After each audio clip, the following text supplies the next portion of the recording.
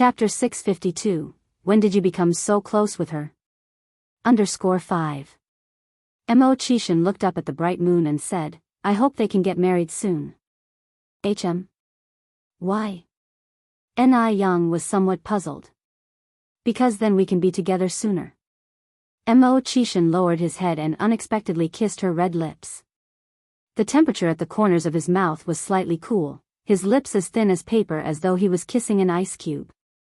Ni Young pushed him away, laughing and leaving a row of teeth marks on his lips. Shameless, who wants to be with you sooner? You haven't passed the probation period yet. Boss, isn't it unfair? Mo Chishan said, feeling aggrieved. It's been a long time, why haven't I passed the probation period? Ni Young quirked an eyebrow. You dare to question the words of your superior?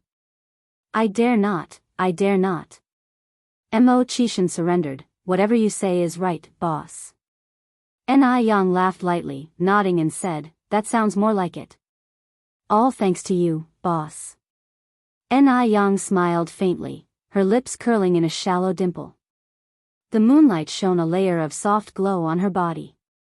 The gentle breeze blew her long hair, and she seemed like an immortal who had descended from the moon. One couldn't help but want to kiss her. Mo Chishan stepped forward, extended a finger to gently lift her chin. His lips parted slightly. Boss, shouldn't you reward me since I am such an obedient person? His nose was only 0.1 millimeters from hers. Source, web novel. Com, updated on N0 New. The cold moonlight penetrated from the side, illuminating both of them, and for a moment, time seemed to stand still. He is such a great charmer. Ni Young looked at him quietly. Even for someone like her who had returned from the future, she found it difficult to resist Mo Chishan's sweet words. Such beauty is fatal to man. Their thin lips drew closer, their noses touching. Just at that moment, a harsh white light shone from a distance, followed by the sound of a car engine. Ni Young quickly pushed Mo Chishan away, tidied up her hair, and behaved as if nothing had happened. Mo Chishan, caught off guard, nearly stumbled. Looking at the origin of the white light, his face turned as black as coal. The car was getting closer and closer. Wu Daming, who was in the driver's seat, got quite a scare seeing Mo Chishan in such a state. Oh shit. How terrifying. Who had the guts to upset Mo Chishan? Was it Ni Young? Did they have a falling out? Looking at Ni Young, she seemed just as usual. What on earth is going on? Wu Daming parked the car and got out with a goofy grin on his face. Good evening to brother 6 and sister-in-law. Good evening. Ni Yang's tone was indifferent. Mo Chishan's entire face screamed unhappiness. He had learned about the French kiss from a book yesterday, but hadn't had the opportunity to put it into practice.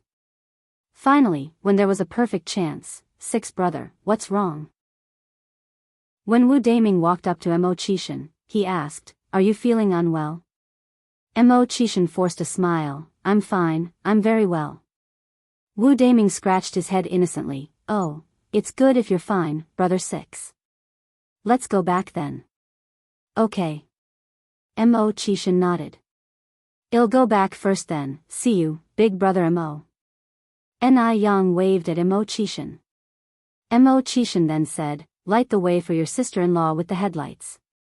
Okay.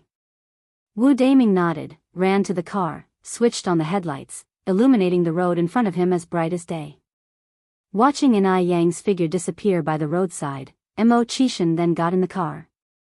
He took out a cigarette from his pocket, held it between his thin lips and said, Daming. Wu Daming responded and turned his head. What's up, brother 6? Mo Chishan continued, there have been a few minor issues with the engineering department in F continent. You will go on my behalf to take a look. Along the way, take charge of supervising the work. In 2 months, I will arrange for someone suitable to take over your job. F continent? Upon hearing this word, Wu Daming's brows furrowed deeply. The sun in F continent is scorching, the weather hot and conditions harsh. Spending a day there would peel off a layer of skin. If he stays for 2 months, he would be so sunburnt that even his mother won't recognize him when he returns. He hasn't even gotten married yet. Wu Daming was almost in tears. Sixth brother, what did I do wrong? Mo Chishan took a drag from his cigarette. You didn't do anything wrong. You are just too outstanding, too excellent. What? Wu Daming was stunned. Was Mo Chishan praising him? There's no one else but you who can handle this job around me. If you find any errors, ads pop up, ads redirect, broken links, non-standard content, etc., please let us know it report so we can fix it as soon as possible. Chapter 653, When did you become so close with her? _6. Really? Truly? Wu Daming asked in surprise. Mo Chishan gave a slight nod, of course. Sixth brother, you're the best. Wu Daming said confidently, don't worry, I won't let you down. I believe you. Naive Wu Daming didn't realize he was being schemed by Mo Chishan. He packed up his things the very next day, and happily boarded the plane to the M continent. With time, the business of the Color of Heaven and Earth restaurant kept booming. Due to the expensive dishes, there weren't people waiting in line every day, but it was always full house. Besides, more than 30 of the 50 membership cards had been successfully sold. Now, it was the first choice for high-end banquets. Not only did the Color of Heaven restaurant have a good environment and service, but the food was also excellent, far superior to other restaurants. Mr. Wang, this way, Sheng Guansu led a few middle-aged men in suits inside. Among them, there were a few foreign men. Welcome, gentlemen. Please come in, the greeter greeted warmly from inside.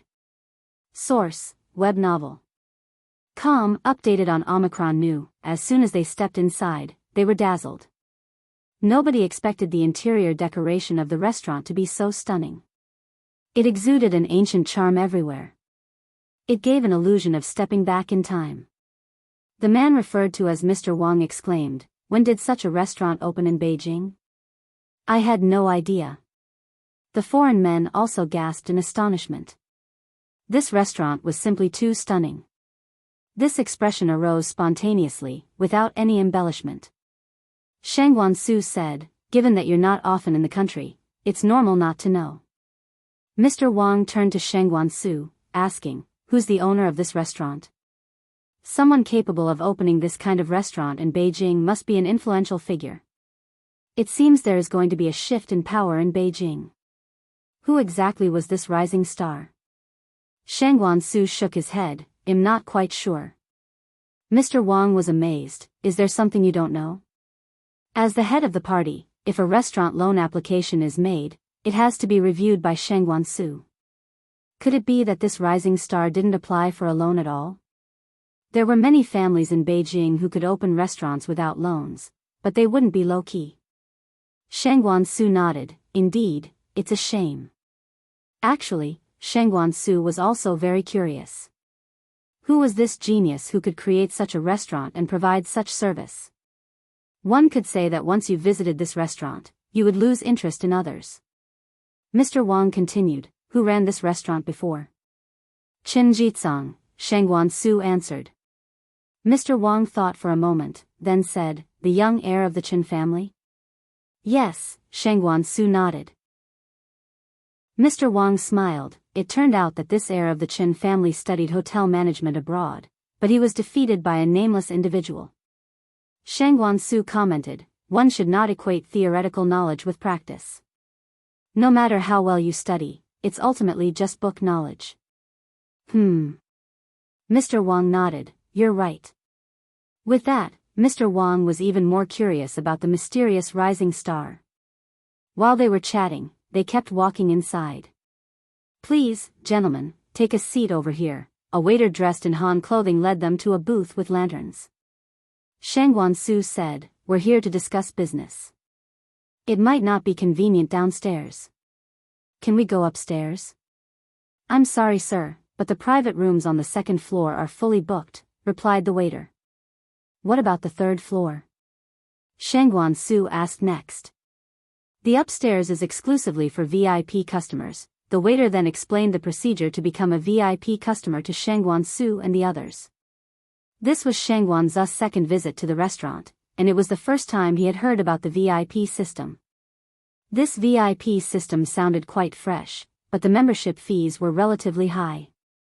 A card cost more than 800 yuan, and there was a minimum spending requirement each month. Mr. Wang nodded. This owner is interesting.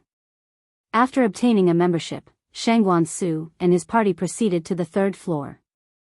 The third floor was like a hidden paradise, presenting a visual feast. Mr. Wang commented, the over 800 yuan is worth it. Waiter, please sign me up for a membership card. If you find any errors, ads pop up, ads redirect, broken links, non-standard content, etc., please let us know each report so we can fix it as soon as possible. Chapter 654, When did you become so close with her? _7 In just a short time, 2 membership cards were successfully sold. When the ordered dishes were served, everyone was too preoccupied with eating to even discuss business matters. Because the taste was simply too incredible. Furthermore, the dishes were a feast for the eyes, nose, and tongue. Mr. Wang remarked, the food I had at the state banquet in Q country doesn't even compare to this. Initially, they thought that this restaurant with its great service and beautiful decor would probably only have mediocre food. To their surprise, the dishes were astonishingly delicious. Even a simple dish like vegetable tofu soup had a unique taste. The flavors lingered on their tongues. The foreign guests almost wished they could swallow their tongues along with the food. After the meal, there were exquisite desserts. Normally, men did not care much for desserts. However, today, a small piece of tiramisu had them bending over backward. It was simply too delicious, wasn't it? The group had arrived at 11 in the morning. After dining and discussing business, they didn't leave until 4 in the afternoon. Source, web novel. Com, updated on Omicron New Zero. Omicron, Mr. Wang, well, consider the cooperation matter settled then. Yes. Mr. Wang handshake with Shangguan Su. They continued their conversation as they headed downstairs. While descending the stairs, Shangguan Su suddenly spotted a familiar figure. Brother. Ni Yang approached to greet him.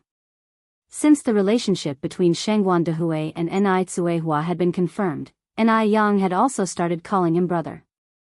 Seeing Shangguan Su here, of course, she would take the initiative to say hello. Yang. Shangguan Su nodded, turned to Mr. Wang, and introduced, this is my sister Ni Yang. Yang, this is Mr. Wang. Nice to meet you, Mr. Wang. In the catering business, etiquette is paramount, so Ni Yang extended her right hand first. Hello. Mr. Wang looked at Shangguan Su in surprise. I didn't expect you to have such a beautiful sister. Mr. Wang knew that Shangguan Su had a twin sister named Shangguan Shi, whom he had met before. Although Shangguan Shi was also pretty, she was not as stunning as the girl in front of him now. Since Ni Yang's surname was Ni, she certainly wasn't his biological sister. Shangguan Su modestly replied, Mr. Wang, you flatter her. Ni Yang added, brother, I have some things to do, so I won't disturb you. All right. Shangguan Su nodded. Ni Yang politely nodded to the group and continued to the third floor. The third floor was designated for VIP customers. Could it be that Ni Yang was also a VIP customer here? Shangguan Su contemplated. Ni Yang ran 4 milk tea shops and noodle restaurants, totaling 8 stores, and their monthly profits were unimaginable. Being a VIP client of this restaurant was perfectly normal. Actually, Ni Yang was here to check the accounts. The office was conveniently located at the far end of the third floor. Mr. Wang was a highly influential person in their circle. The people accompanying him today were also not ordinary. After their glowing recommendations, the restaurant became quickly popular in their circle. The remaining membership cards were all sold within a day, and the second floor private rooms even had to be booked 2 days in advance. In a short time, the restaurant made quite a stir in the industry. Many people were itching to try, wishing to emulate their success. Since she injured her face, Shangguan Furong had not left the house for 3 days. Only after the marks on her face had completely disappeared, she arranged to meet Jia Jinjin and other wealthy housewives for a game of mahjong and afternoon tea. Just as Shengguan Furong left in her carriage, Lin Feng arrived. It was the butler who received Lin Feng as usual. "Comrade Lin Feng, your timing is quite unlucky. The lady of the house just left," he said. Lin Feng replied, regret written all over her face. "Ah? Really? When will Mrs. Zhao be back?" The butler shook his head. "I'm not entirely sure." "Who is it?" Madame Zhao emerged from inside the house. The butler answered, "Madam, this is the lady of the house's friend, Comrade Lin Feng." Lin Feng said with a smile, "Hello, madam." "Oh, Xiaolin. Do come in and have a seat." Madame Zhao invited Lin Feng inside warmly. "All right," Lin Feng nodded, following Madame Zhao into the house. The butler was puzzled, since when did Lin Feng and Madame Zhao become so familiar? Meanwhile, Shengguan Furong was busy playing mahjong with a few wealthy ladies. She had lost several rounds consecutively. On top of that, one was boasting about her newly purchased anti-aging cream with skin rejuvenating properties, and another was showing off her new acquisitions. Shengguan Furong was so irritated that she nearly overturned the mahjong table.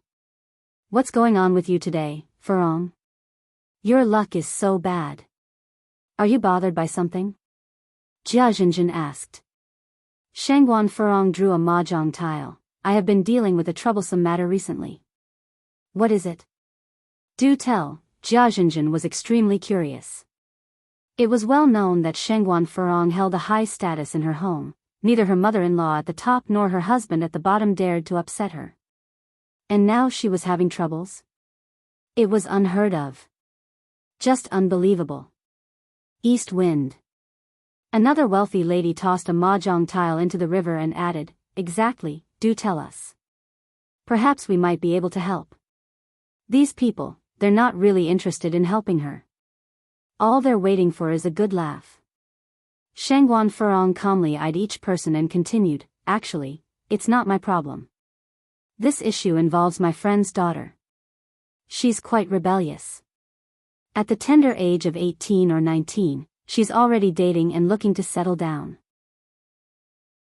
What's more, the guy she's with has a notorious reputation." Shengguan Furong cleverly turned Ni Yang into her friend's daughter. Jia Jinjin commented, "Having a clueless daughter is really unfortunate for your friend." The others agreed, "When stuck with such a clueless daughter, there's nothing to do but accept your fate. Actually, I have a solution." The wealthy lady with curled hair spread her mahjong tiles on the table. "I made a flower upon a Kong. I've won. Pay up. Pay up." The other three tossed their money into the river. Shengguan Furong said, "Manlin, you say you have a solution, what is it?" The wealthy lady with curled hair continued, "Why not introduce her to someone better? With parents' orders and matchmakers' words, she can't possibly refuse, right?" Shengguan Furong laughed immediately, "You're right. I'll discuss this with my friend." Indeed. Why hadn't she thought of this solution herself? She could introduce Ni Yang to someone far superior. A man from a background that matches the Shengguan family's status. At that time, Ni Yang would undoubtedly be grateful to her. Shengguan Furong's mood immediately improved. Her improved mood brought better luck, and she won several rounds in a row. The ladies once again badgered Shengguan Furong for a treat. "So it's the end of the month, and money is tight. Furong, you've won so much today, you must treat us to a good meal." Shengguan Furong laughed, "Look at you guys, casting your ambitions so low. I've always said that a woman should control the household finances. How can you let a man be in charge?" Among these wealthy women, including Jia Jinjin, who wasn't reliant on her husband for pocket money, Shengguan Furong was the only one distributing money to her husband. Everyone was green with envy. If you find any errors, ads pop up, ads redirect, broken links, non-standard content, etc., please let us know each report so we can fix it as soon as possible. Chapter 655, Seeking Trouble at Your Doorstep. Letting off steam. _1 inch Furong, oh how we all envy you. You've got such a good life. You can make your husband dance to your tunes. Exactly, exactly. Farong, how do you manage to do it? Can you teach the rest of us? In an era where the concept of men being superior to women hasn't faded entirely, how many women could be like Shangguan Farong? The group mumbled in admiration of Shangguan Farong. Shangguan Farong herself enjoyed the envious glances from everyone else and laughed. There's not much to it, really. You all just need to be a bit more dominant, don't be so submissive. What's there to fear about men? Farong, you make it sound so simple. Do you think everyone's husband is like your Zhao Shen? Someone who tolerates all hits and bullying. As for my husband, I just hope he doesn't throw tantrums and cut my pocket money. I would be thankful for that. Shangguan Farong laughingly said, true, my husband, Zhao Shen, is like a mouse seeing a cat when he sees me. I call him to the east, and he wouldn't dream of even looking to the south. Everyone envied Shangguan Farong, and eventually, the topic came back to food and they started discussing where to eat. Speaking of which, I heard that there's a unique restaurant in Beijing that serves great food, with enthusiastic service and decoration like the Yaoqi Wonderland, said a lady rich in curls. Really? Jia Zhenjin asked. Indeed. A friend of mine told me the desserts there are wonderful. They have mousse cakes and tiramisu and so on. Source, web novel. Com, updated on N0 New. Omicron, even my husband mentioned it. He went there with a certain Mr. Wang. Oh, and Farong, your nephew Shangguan Su was also there. Shangguan Farong smirked, what's so magical about this restaurant? Is it really that exaggerated? I think it's called Heavenly Fragrance. It's right around Yurdist Road. Shangguan Farong stood up from the chair. All right, let's go to that Heavenly Fragrance place then. Oh, you are saying Heavenly Fragrance? Yes, I have also heard of this restaurant. Jia Zhenjin continued, it's terrific. They have this third floor dedicated exclusively for VIP customer service. Only people of status and prestige in Beijing can get in there.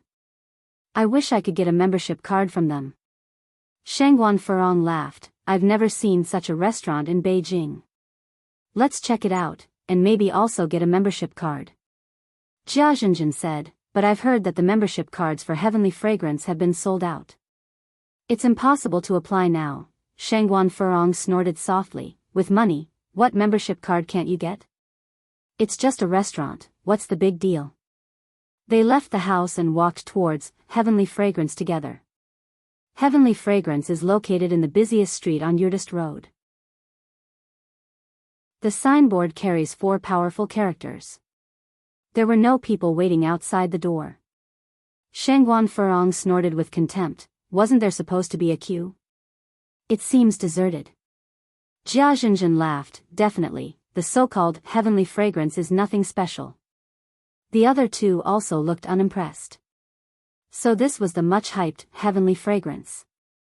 They only realized what a bustling place it was after they stepped through the door of Heavenly Fragrance. In the restaurant, there were separate outer and inner halls. A light veil divided the outside and inside halls.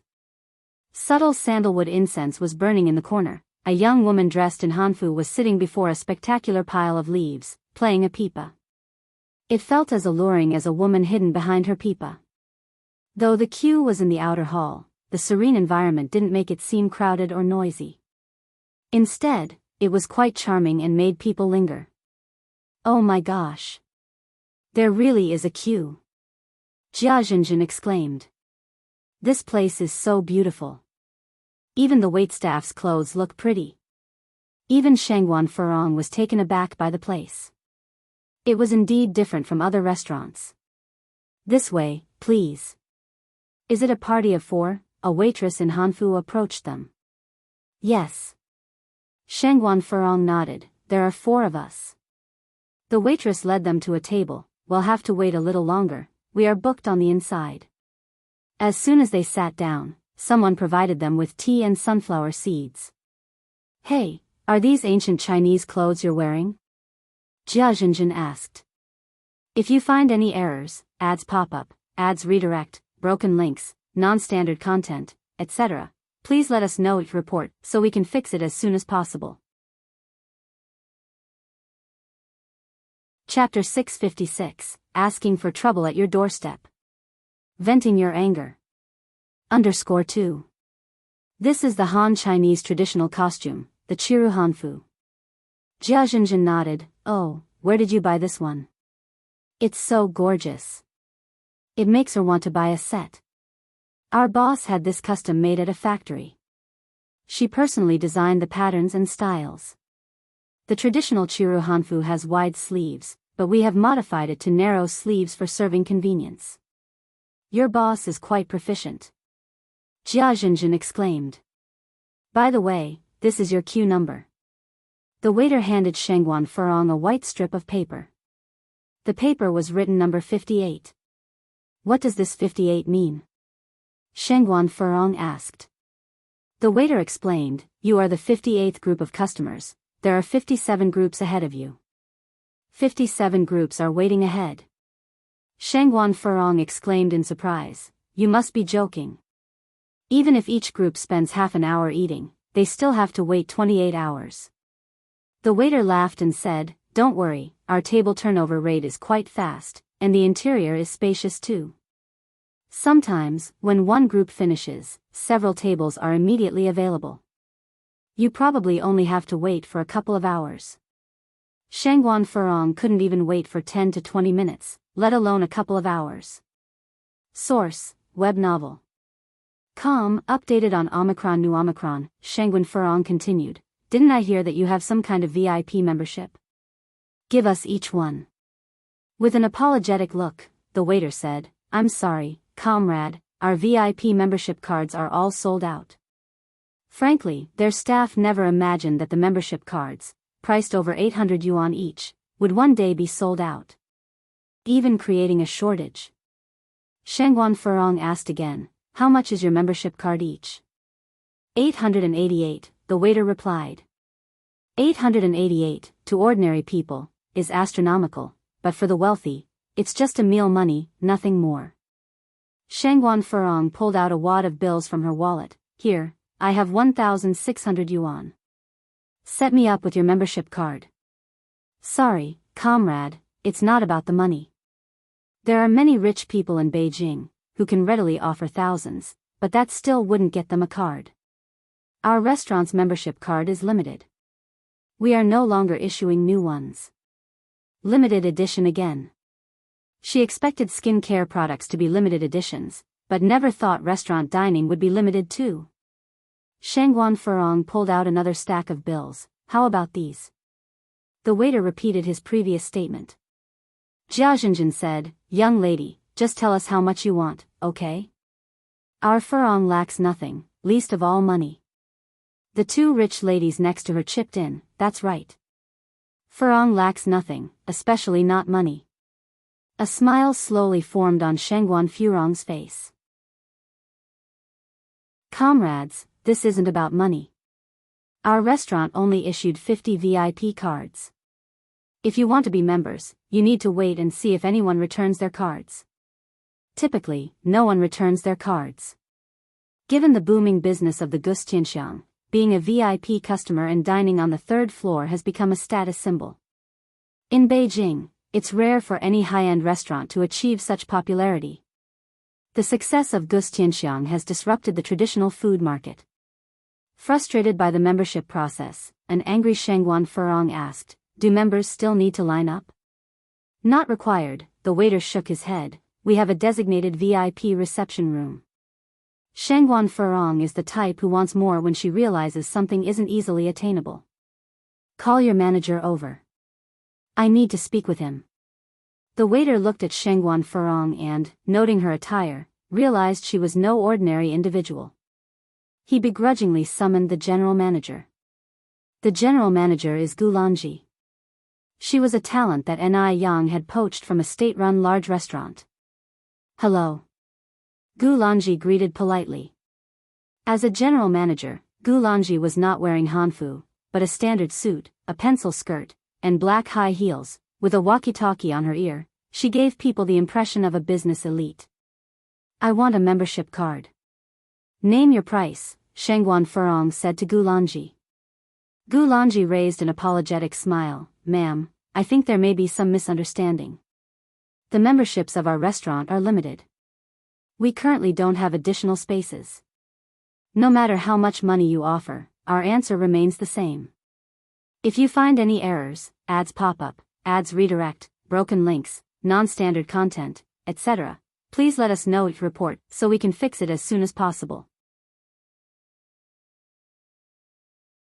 Chapter 657, Looking for Trouble at Your Doorstep.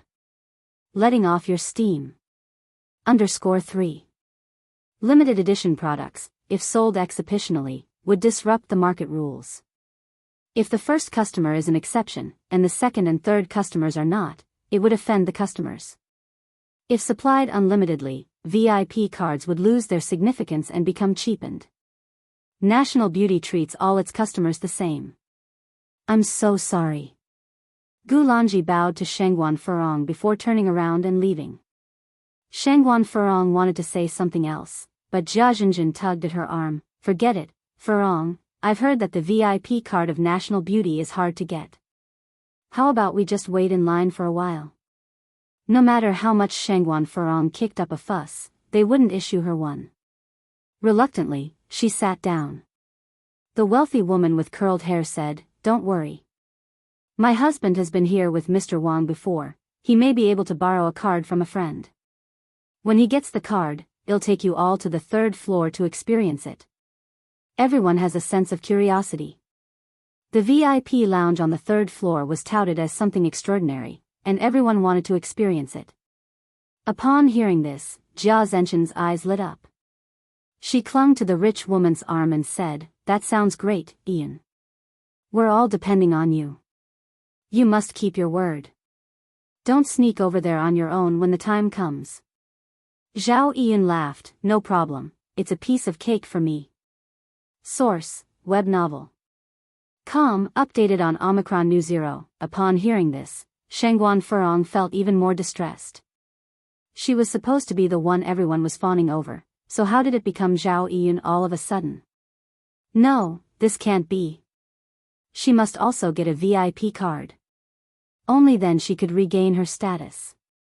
After all, Zhao Ian was only borrowing from someone else. National Beauty had indeed a quick turnover rate, so they only waited for about an hour and a half before a table became available. The four wealthy women ordered 8 dishes, 3 desserts, and also ordered a strawberry milk tea. These wealthy women were used to eating exotic dishes, but this time, they were conquered by some seemingly ordinary food. Having the chance to eat such delicious food, let alone waiting in line for an hour and a half, they wouldn't mind waiting 10 hours. After leaving National Beauty, Shengguan Furong returned to Zhao family's residence. Lin Feng was sitting properly in the living room. Seeing Shengguan Furong enter, she immediately stood up and said with a smile on her face, Mrs. Zhao, you're back. Lin Feng? How come you're here? After all, Lin Feng was once going to be her sister-in-law, so Shengguan Furong had a reasonably good impression of her. Lin Feng smiled, Mrs. Zhao, I am here about that matter as usual. Of course, Shengguan Furong knew what that matter referred to. Lin Feng, my brother has already found a suitable partner. You can stop thinking about that matter. Although she did not like Enrich at all, she would not show any dislike in front of outsiders. Lin Feng looked disappointed and sighed, It seems that I am not destined to be with Mr. Shengguan. Mrs. Zhao, thank you for your consideration during this time.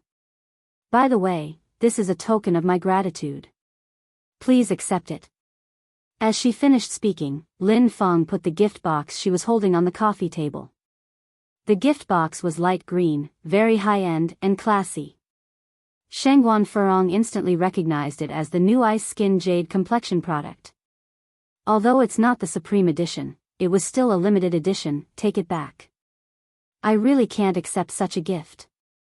Even though Shengguan Furong really wanted the limited edition product, she also deeply understood the principle of no reward without merit. Mrs. Zhao, I've been working with you for a long time and I think you're a very nice person. I feel a connection with you. I want to give you the ice skin jade complexion not for any other reason, just to make friends with you.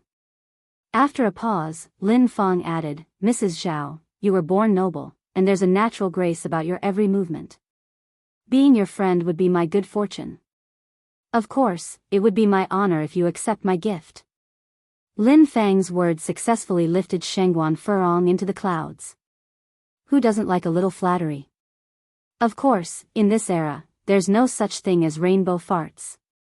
This is called flattery. Got to say, Lin Feng accurately pinpointed Shengguan Furong's Achilles heel. Why not accept a gift and listen to someone flattering you at the same time? Shengguan Furong then said, in that case, I will accept it. If you find any errors, ads pop up, ads redirect, broken links, non-standard content, etc., please let us know each report so we can fix it as soon as possible. Chapter 658, Inviting Trouble. Venting for you. _4. What a shame that Lin Feng couldn't become my sister-in-law. If Lin Feng had become her sister-in-law, would she have been slapped by Shengguan Dehui for no reason? Further, Lin Feng's lineage is many times more prestigious than Ni Kuihua's. Lin Feng smiled and said, Mrs. Zhao, I knew you would be a good person. Shengguan Furong glanced at the gift box of exquisite beauty products, then turned to the servant standing by, unhappily saying, What are you doing? How could you not even pour a cup of tea for Lin Feng? Is this how you treat guests? I'm sorry, madam. I'll go pour the tea right away. Shengguan Furong smiled at Lin Feng. Servants are just servants, they have no discerning eyes. Don't mind them. Lin Feng replied, as long as you accept my gift, I'm already very happy, why would I mind? Lin Feng nodded her head. She was very satisfied with Lin Feng's cooperative attitude, and it was quite gratifying to feel superior. After some conversation, the two of them had developed a considerable bond. When Lin Feng was about to leave, Shengguan Furong invited her to come over and play more often, with a smile. After Lin Feng left. Source, web novel. Com, updated on Omicron New Zero, Shengguan Furong recalled Ni Yang's matter, and the smile on her face gradually faded.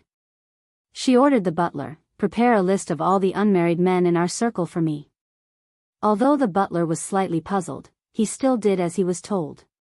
Before long, Shengguan Furong had the list.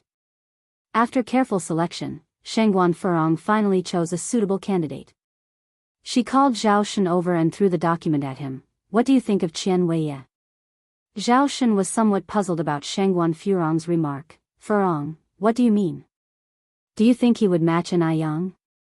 Shengguan Furong continued. Zhao Shen said in surprise, Furong, are you trying to play matchmaker for them? That seems a bit inappropriate. The Qian family holds a significant status in Beijing, but Qian Weiye's daughter Qian Shaodai is the same age as Ni Yang. And there were rumors that his ex-wife was even the victim of domestic violence. What's inappropriate? Shengguan Furong's face turned cold. Qian family is wealthy and Weiye is capable. Marrying him would be Ni Yang's fortune from a past life. It's still uncertain whether they would favor her. Even if Qian Weiye isn't perfect, he is still much better than Mo Qishan. Plus, Qian Weiye is the head of the family. With the Qian family support, both the Shengguan and Zhao families would benefit. What does that deadbeat Mo Qishan brings to the table? Once the elderly lady and gentleman Mo passed away, his good days would be over. The Shengguan family couldn't be expected to support him, could they? Ni Yang just wanted to marry a wealthy man, didn't she? Qian Weiye has plenty of money. He could certainly satisfy Ni Yang. Zhao Shen made a difficult attempt at persuading, but Qian Weiye is much older than Ni Yang. His daughter, Qian Shaodai, is already 19 years old. Ni Yang is just 18 this year. Isn't this just throwing her to the wolves? Shengguan Furong said, Mo Qishan is also 28, isn't he? And doesn't Ni Yang like older men? Furong, this is a bit improper, what do you know? Shengguan Furong narrowed her eyes. If Qian Weiye takes a liking to Ni Yang, she should thank her lucky stars. You have no idea how many girls would give anything to marry into the Qian family. Zhao Shen still looked troubled. Shut up. Shangguan Furong rolled her eyes at Zhao Shen. Zhao Shen was scared into silence. Shangguan Furong continued, make me a cup of coffee. Ah, right. Zhao Shen turned and walked towards the door. Shangguan Furong leaned back against the headboard, thinking about Ni Yang's business while savoring her coffee, and did not go to sleep until midnight. Early the next morning, Shangguan Furong made a trip to the Qian family. The old lady Qian was over 90 this year but had retained excellent hearing and vision. She was incredibly energetic. I wondered why the magpies in my garden were chirping this morning. It turns out that a distinguished guest has come. Old lady Qian, you still remember me? Shangguan Furong was pleasantly surprised, but I did indeed come to bring you some good news today. Old lady Qian laughed and said, you are the youngest daughter of the Shangguan family, how can I not remember? Everyone in the privileged circle has some pull. They chatted a bit about other matters before Shangguan Furong broached the main subject. Hearing this, old lady Qian asked, how old is the girl this year? Can she still bear children? Qian Weiye only had a daughter, Qian Shaodai. The old lady Qian had been dreaming of holding another great-grandson. Shangguan Furong laughed and said, she can bear children. She's still very young. She's only 18 this year. It wouldn't matter if she wants to give birth to 10 or 8 kids. If you find any errors, ads pop up, ads redirect, broken links, non-standard content, etc., please let us know each report so we can fix it as soon as possible. Chapter 659, Seeking Trouble at Your Door. Venting Your Frustration. _5. Oh. Really? There was a glint in old lady Qian's eyes, which weren't cloudy like one might expect. I wonder where the girl is from. Shangguan Furong sighed softly, to tell you something that may make you laugh. My brother has found someone recently. Shangguan Furong briefly introduced Ni Yang's circumstances to old lady Qian. After all, it can't be kept a secret once the two families become related by marriage. It's better to be honest. Upon hearing this, old lady Qian said, why don't you bring her over for me to meet her? Even though Ni Yang is Shangguan Dihui's stepdaughter, she's still acceptable when considering her status. After all, Qian Weiye isn't young anymore. Shangguan Furong then asked, when would you be available? Old lady Qian laughed, I'm an old woman with nothing to do all day, I'm free anytime. Perfect, then let's leave it at that. Good. Old lady Qian nodded. Shangguan Furong left the Qian family's house with a cheerful smile on her face. After leaving the Qian's home, Shangguan Furong decided to lower her status and dropped by the Ni family's house. When she arrived, Ni Yang wasn't home. Source, web novel. Updated on Omicron New. Seeing Shangguan Furong, Ni Tsuehua received her warmly. This visitor was, after all, Shangguan Dihui's sister. Furong, come and sit over here. Shangguan Furong stood there, no need to be so formal, I only have a few words to say and then I'll leave. Go ahead. Shangguan Furong continued, around 10 o'clock tomorrow morning, ask Ni Yang to come to my house to see me. Ni Tsuehua frowned slightly, what do you need to see Yang Yang for? Shangguan Furong initially wanted to lose her temper. Who was this rural woman to question her?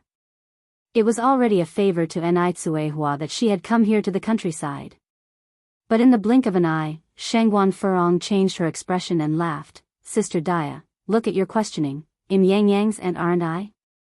What could I possibly do to harm her? She couldn't fall out with Ni Tsuehua before the matter was settled. Ni Tsuehua said, if you don't state what it's about, how can I tell Yang Yang? She always felt that Shangguan Furong had no good intentions. This future little aunt didn't seem like an easy person to deal with. Shangguan Furong's eyes shifted, she then said, it's like this, Sister Dia. The mother of a friend of mine has recently been unwell. Yang Yang is a doctor, right? So I was going to have her come to look at the old woman. Is that so? Enai Tsuhua asked. Of course. Shangguan Furong laughed. You're not suggesting that I would sell Yang Yang, are you? After Enai Yang returned home, Enai Tsuhua told her all about it. Yang Yang, I always feel like Shangguan Furong was acting a bit strange today. Maybe you should not go. Enai Yang smiled faintly. An army's approach can be deflected, just as the flow of water can be diverted. Some matters can't be avoided. And I would like to see what kind of medicine Shangguan Furong has in her gourd. Just be careful then. Hum. Enai Yang nodded. At 10 o'clock the next morning, Enai Yang went to her appointment on time. The Zhao family's house wasn't hard to find. Enai Yang rode her bicycle there. When she arrived, Shangguan Furong was already at the door waiting for her. Seeing Enai Yang, Shangguan Furong had a mocking look on her face. Poor people are always poor. She even arrived on a bicycle. Isn't she ashamed? Don't you usually love wearing cheongsams? Why didn't you wear one today? Enai Yang was dressed in a very ordinary outfit of jeans and a t-shirt that day. Cheongsams are so pretty. They even highlight the figure. The Qian family are wealthy and esteemed. Enai Yang was dressed so plainly. What if the Qians don't take to her? Enai Yang replied casually, what's wrong with me wearing this? Shangguan Furong continued, never mind, let's go. Remember to speak less after we get there. Enai Yang looked good no matter what she wore, so Shangguan Furong didn't bother telling her to change. The two got into the car, and shortly after, they arrived at the Qian family's house. The Qian family's house was situated in a rich community, and the villa was even more luxurious than those of the Zhao and Shangguan families. As Shangguan Furong walked, she watched Enai Yang's expression. She was hoping that Enai Yang would be amazed by such a luxurious building. Only by fascinating Enai Yang could Shangguan Furong get the upper hand. However, Enai Yang remained serene. Her clear face held no expression at all. Ha! What an actress! Shangguan Furong had a mocking look on her face. Enai Yang must have screamed internally several times already, hadn't she? A vain girl like her, doesn't she just love money? If you find any errors, ads pop up, ads redirect, broken links, non-standard content, etc., please let us know it report so we can fix it as soon as possible. Chapter 660, Bringing Trouble to Your Doorstep. Venting Your Anger. _6.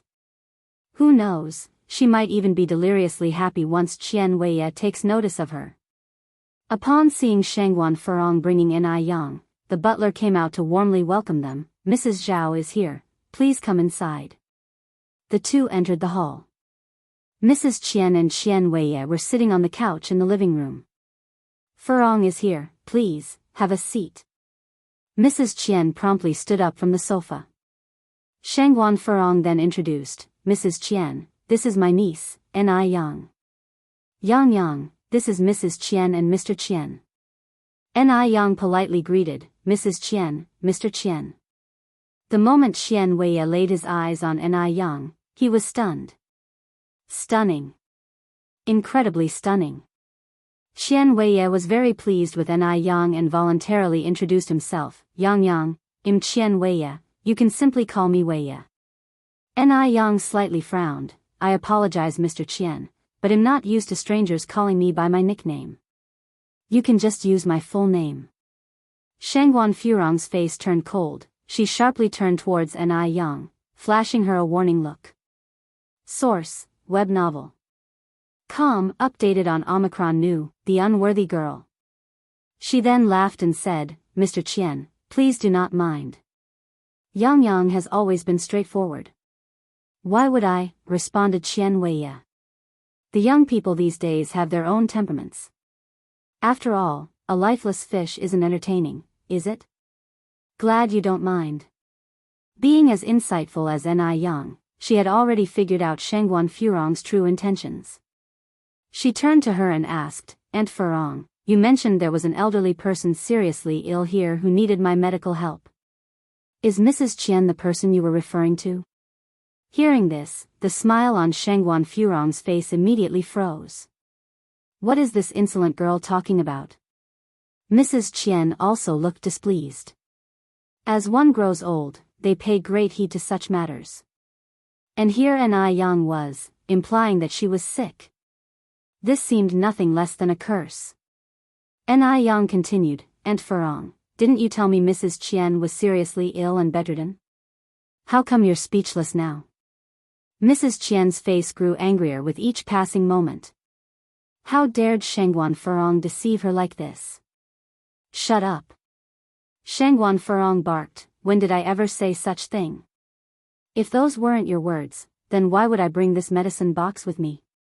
Yang glanced to the medicine box slung over her left shoulder. Shangguan Furong immediately tried to explain to Mrs. Qian, "Mrs. Qian, let me explain, that's not the way things are." Before Mrs. Qian could speak, Qian Weiya intervened, "Mrs. Zhao, there's no need for explanations. I understand. Mom, please bring out the item." Although Mrs. Qian wasn't pleased, when her son spoke, she had no choice but to comply. At least Yang was pretty. As for her temper, it could be adjusted over time. Mrs. Qian took off the silver bracelet from her wrist and handed it to Qian Weiya. Qian Weiya handed it to Shangguan Furong, "Mrs. Zhao, this bracelet is especially meant for my future wife." Upon hearing that, Shangguan Furong was over the moon. She never had expected that even after Yang's display, the Qian family would still favor her. This was truly a fantastic turn of events. Shangguan Furong happily accepted the bracelet, smiling, "Mr. Zhao, I guess our families will officially be related from now on." Yang chuckled, "I never thought Aunt Furong would consider remarriage. As your junior, I wish you and Mr. Qian a happy and fruitful life together." Those words turned everyone's faces sour. Especially Shangguan Furong and Qian Weiya. Qian Weiya was just in his 40s. And Yang daringly referred to him as grandfather. Shangguan Furong was seething. Who was Qian Weiya? Did he think he deserved her? Yang, the abominable girl, was clearly getting out of hand. Shangguan Furong went to Yang's side. "What are you blabbering about? This bracelet is a gift from Mr. Qian to you. Considering the wealth and status of Mr. Qian, it's your good fortune that he's interested in you. Today, I will decide on your behalf, that you will be engaged to Mr. Qian." Shangguan Furong was informing Yang, not negotiating. This marriage was beneficial for both the Shangguan and Zhao families. Yang should be grateful and had no right to object. "You'll decide?" Yang said with a faint smile, "Since when did my affairs become your business? Be clear of your place. Just because I called you aunt doesn't mean you get to act like an elder. If you find any errors, ads pop up, ads redirect, broken links, non-standard content, etc., please let us know each report so we can fix it as soon as possible." Chapter 661, Courting Trouble at Your Doorstep. Letting you vent. _7 If it weren't for Shangguan Dehui, Yang wouldn't even bother with Shangguan Furong. You! How dare you talk to me like this? Shangguan Furong was so angry that her blood was boiling. She thrust the bracelet in front of Yang. "Yang, let me tell you, you have to accept this bracelet today whether you want it or not. Otherwise, your mother can forget about ever entering the Shangguan family's mansion." Who does Yang think she is to look down on Qian Weiya? Yang sticks out her hand and takes the bracelet. Seeing this, Shangguan Furong felt relieved. She always knew that Yang, that greedy girl, would definitely not be able to resist Qian Weiya, the wealthy man. But before Shangguan Furong could react, the silver bracelet was slipped onto her wrist by Yang. Yang smiled, "Wish you both a long and happy life together. I'm leaving now." With that said, Yang turned around and walked away. Shangguan Furong was furious. She tried to take off the bracelet, but it had already been tightened by Yang to the size of her wrist. At this point, it was impossible to remove it. The bracelet was supposed to be adjustable, but Yang must have tampered with it. Now the bracelet was stuck as if it was glued. No matter how hard she tried, it just wouldn't loosen. Shangguan Furong's hand was even scraped, but she couldn't remove the bracelet. She angrily looked at Qian Weiya. What are you standing there for? I've already promised her to you, go get her back. Source, web novel. Com, updated on new. This Qian Weiya is just as useless as Zhao Shen. Oh, okay. Qian Weiya hurriedly chased after her. Ni Yang had just walked out of the mansion's main entrance. Qian Weiya came from behind and pounced on her. Yang. Ni Yang was on guard earlier. She stepped aside, causing Qian Weiya to miss and fall face first onto the ground. Ni Yang, Shangguan Furong has already decided to betroth you to me. You are now my fiancé. You will marry me one day. You can't run away. Ni Yang looked down at Qian Weiya. Mr. Qian, you're mistaken. It's me who betrothed Shangguan Furong to you. After all, Shangguan Furong is the one who accepted your family heirloom. Qian Weiya snorted. What makes you think you can decide Shangguan Furong's fate? Ni Yang nodded slightly. That's a very good question. Then may I ask what gives Shangguan Furong the right to decide my fate? Mr. Zhao, be careful. I might report your family to the police station for trafficking innocent girls. With that said, Ni Yang turned away and left. Qian Weiya angrily grabbed a handful of soil, rose, and walked back to the house. Shangguan Furong, are you playing games with me on purpose? Qian Weiya grabbed Shangguan Furong by the collar. He had heard that Qian Weiya was a bastard, even beating his own wife to death. How could Shangguan Furong not be scared? This was not going according to her plan. She had thought that Ni Yang, just a village girl, would be easy to manipulate. She didn't expect that Ni Yang had slipped out of her control. That Ni Yang, that shameless girl. How ungrateful she was. Shangguan Furong took a deep breath. Mr. Qian, we're family. Speak nicely, don't be rough. Whose family with you? Shangguan Furong put on a smile. Mr. Qian, you are about to marry my niece. Aren't we family? Don't worry, Mr. Qian. If Ni Yang's mother wants to marry into the Shangguan family, she has to get past me. So, I definitely have a way to make Ni Yang marry you. Are you for real? Qian Weiya narrowed his eyes. Of course it's true. Shangguan Furong nodded. I won't hide it from you. Ni Yang is just a country girl. Being able to marry you is a blessing she has acquired from countless past lives. Relax, leave this matter to me. Fine. Qian Weiya let go of Shangguan Furong's collar. I will trust you this one time.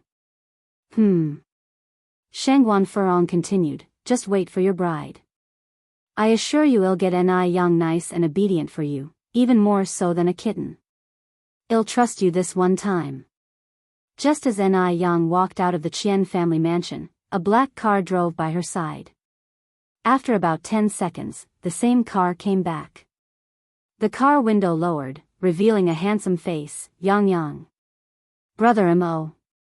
Ni Yang looked at Mo Qishan, somewhat surprised. Mo Qishan quickly got out of the car and opened the door. Yang, what are you doing here? Ni Yang looked around. Let's get in the car and talk. All right. Mo Qishan nodded in agreement and opened the car door for Ni Yang. Once in the car, Ni Yang said, I came here with Shangguan Furong. Mo Qishan paused for a moment. Usually, Ni Yang would address Shangguan Furong as Aunt Furong. Why did she directly call out her name today? Ni Yang was typically not a rude person.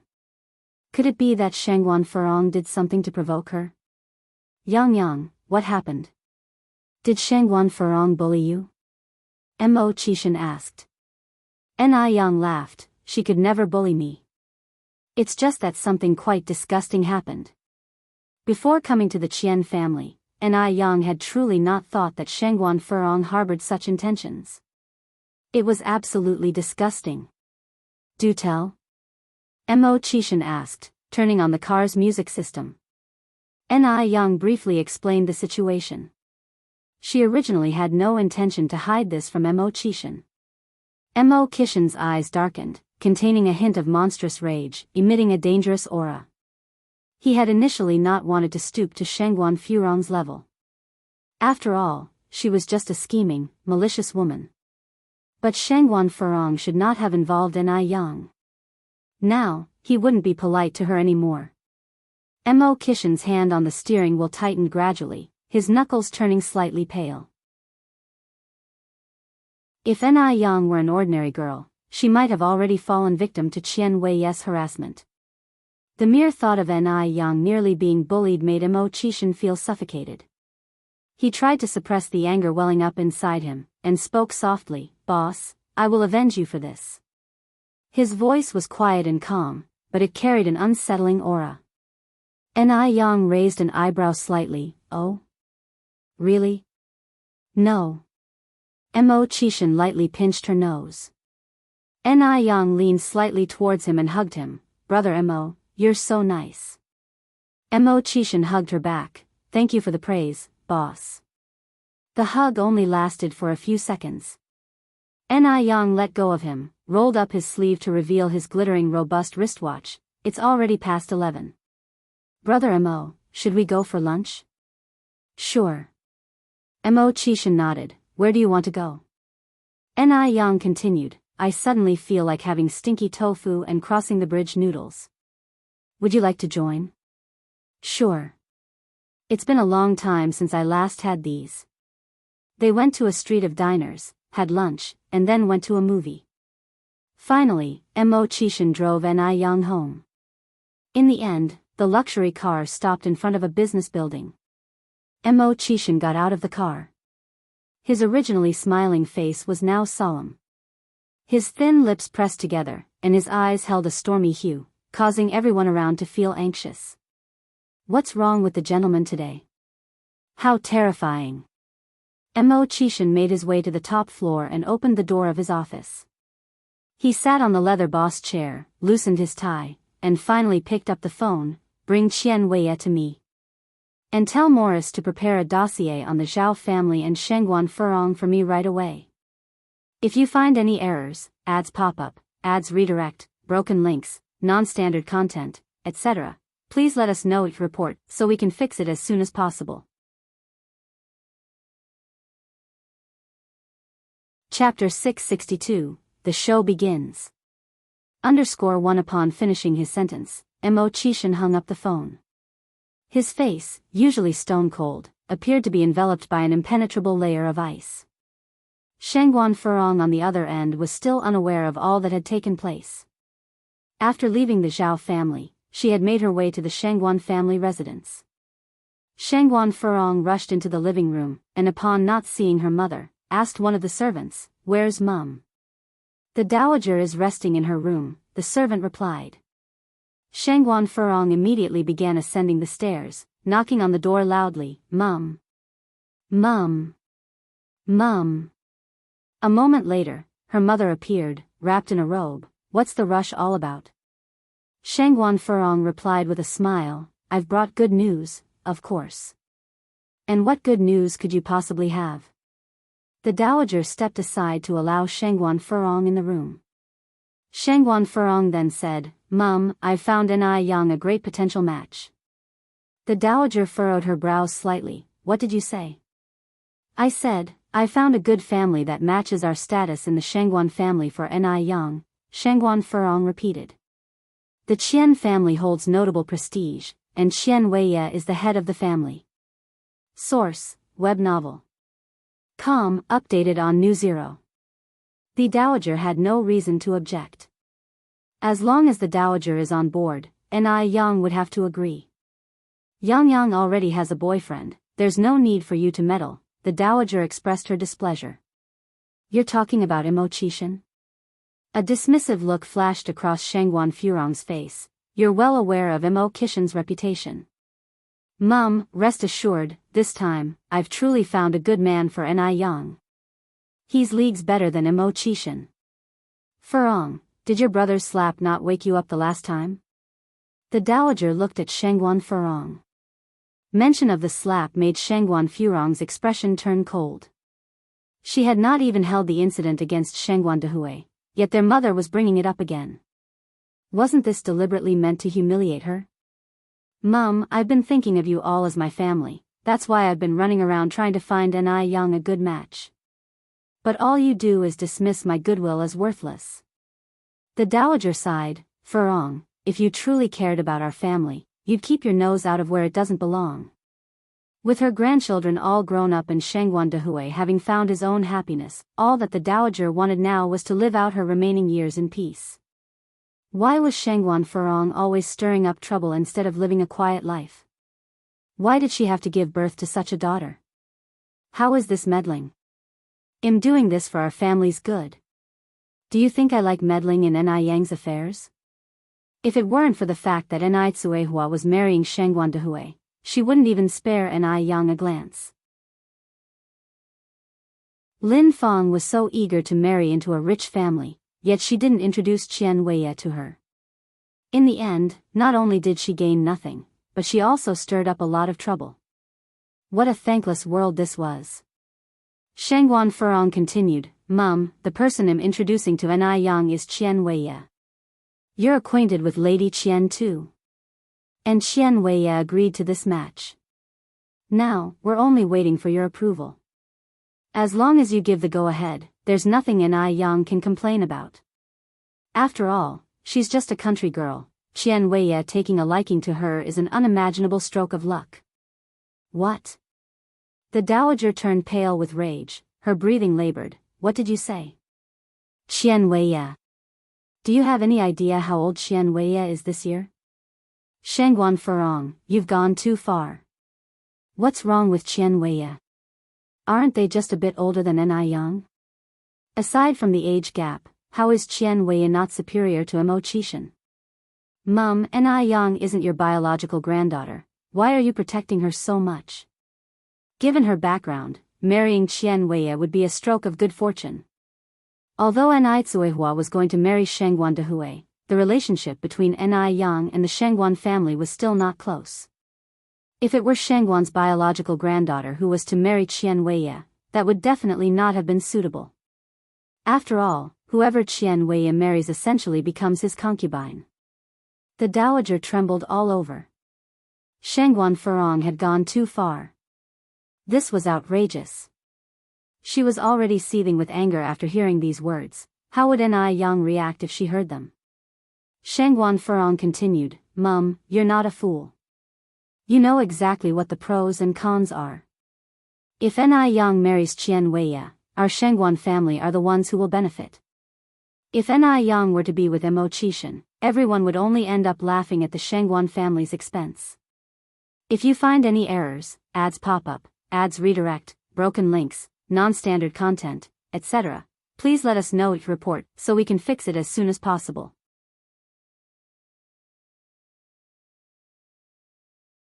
Chapter 663, The Show Begins. _2. Shut up. The old Mrs. Shangguan, unable to contain her anger, slapped Shangguan Furong squarely across the face. Caught off guard, Shangguan Furong's face immediately sported a visible handprint and her words came to an abrupt halt. She hit her. Old Mrs. Shangguan actually hit her. A few days ago, it was her own brother that hit her. Now, it's her own mother. Moreover, it was all because of Ni Yang. Misfortune. They, mother and daughter, were truly a curse. Old Mrs. Shangguan continued, a daughter married off is like a bucket of water poured out.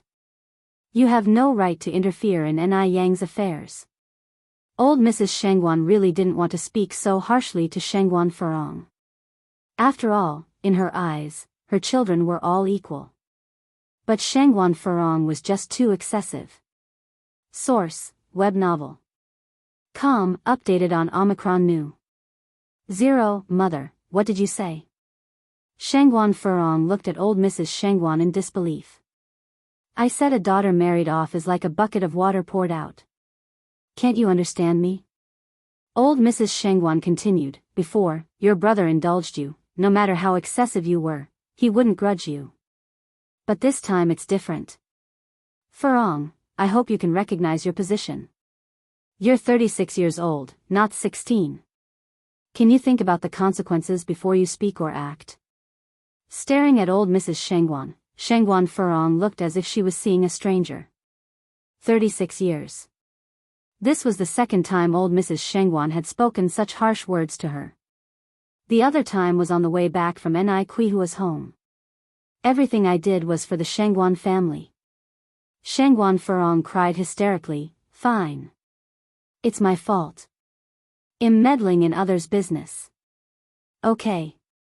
From today on, I'll stop caring about these damn things, okay? Shengguan Furong picked up a vase and smashed it hard on the ground.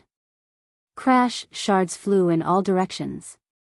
The maids cleaning downstairs were greatly startled by this sudden crash. Old Mrs. Shengguan watched Shengguan Furong's retreating figure, shaking her head helplessly.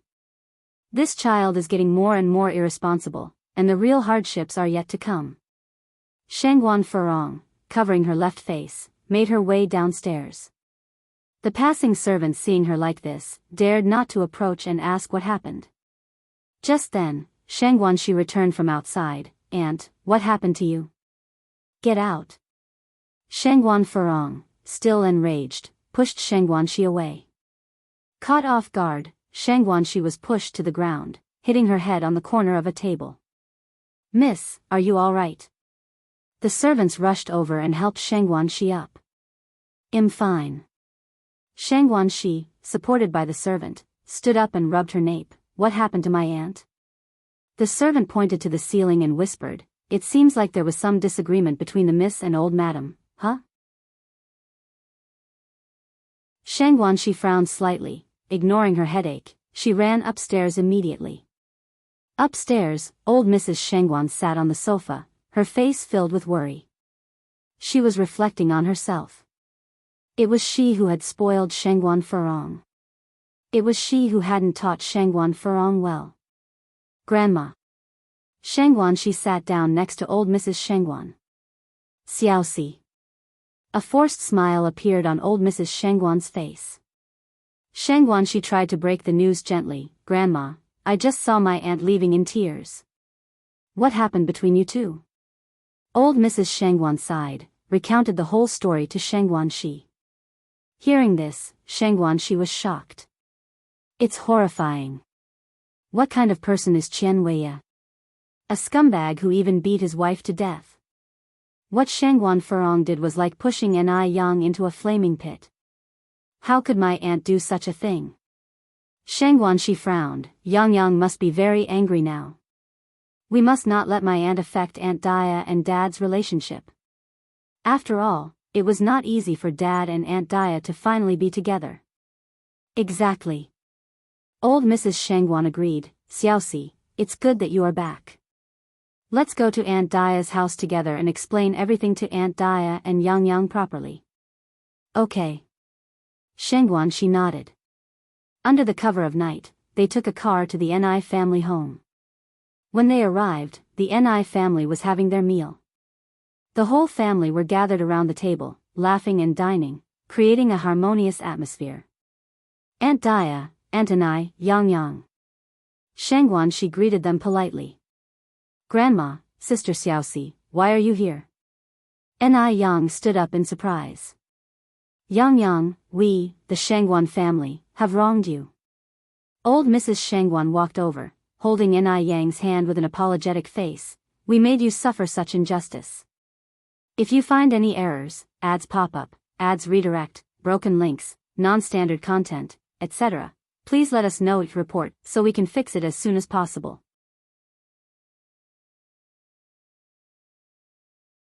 Chapter 664, The Show Begins. _3. What's going on? Ni Tsuehua and Ni Qingui were puzzled. Ni Yang had started cooking as soon as they got home and hadn't had time to tell Ni Tsuehua about it yet. The Shengguan matriarch sighed. It's all my fault for not raising my daughter right. She then recounted the entire incident. On hearing this, the faces of Ni Tsuehua and Ni Qingui darkened.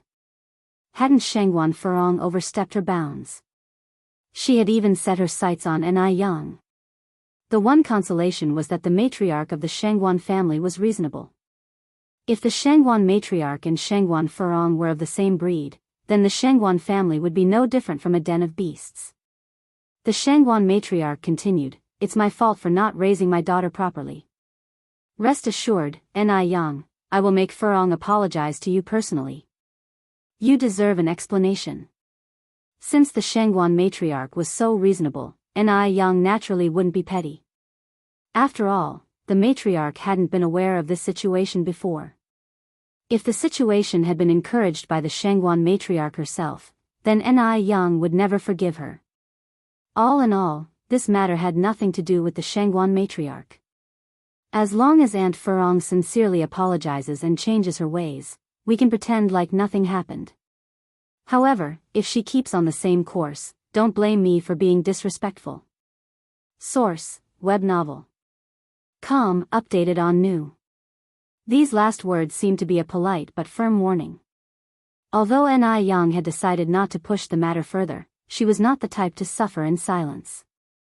The Shangguan matriarch looked at Ni Yang with admiration in her eyes. This child was well raised by Ni Tsuehua. Deep down, she had a sense of indomitable spirit, without any arrogance. And she didn't take unfair advantage of the situation, despite having the upper hand. The Shangguan matriarch was certain that in the not-too-distant future, Ni Yang would surely achieve great things. "Don't worry, Ni Yang, even if you don't do anything, I will take matters into my own hands to clean up the Shangguan family," she said. After finishing the topic, the Shangguan matriarch asked to leave.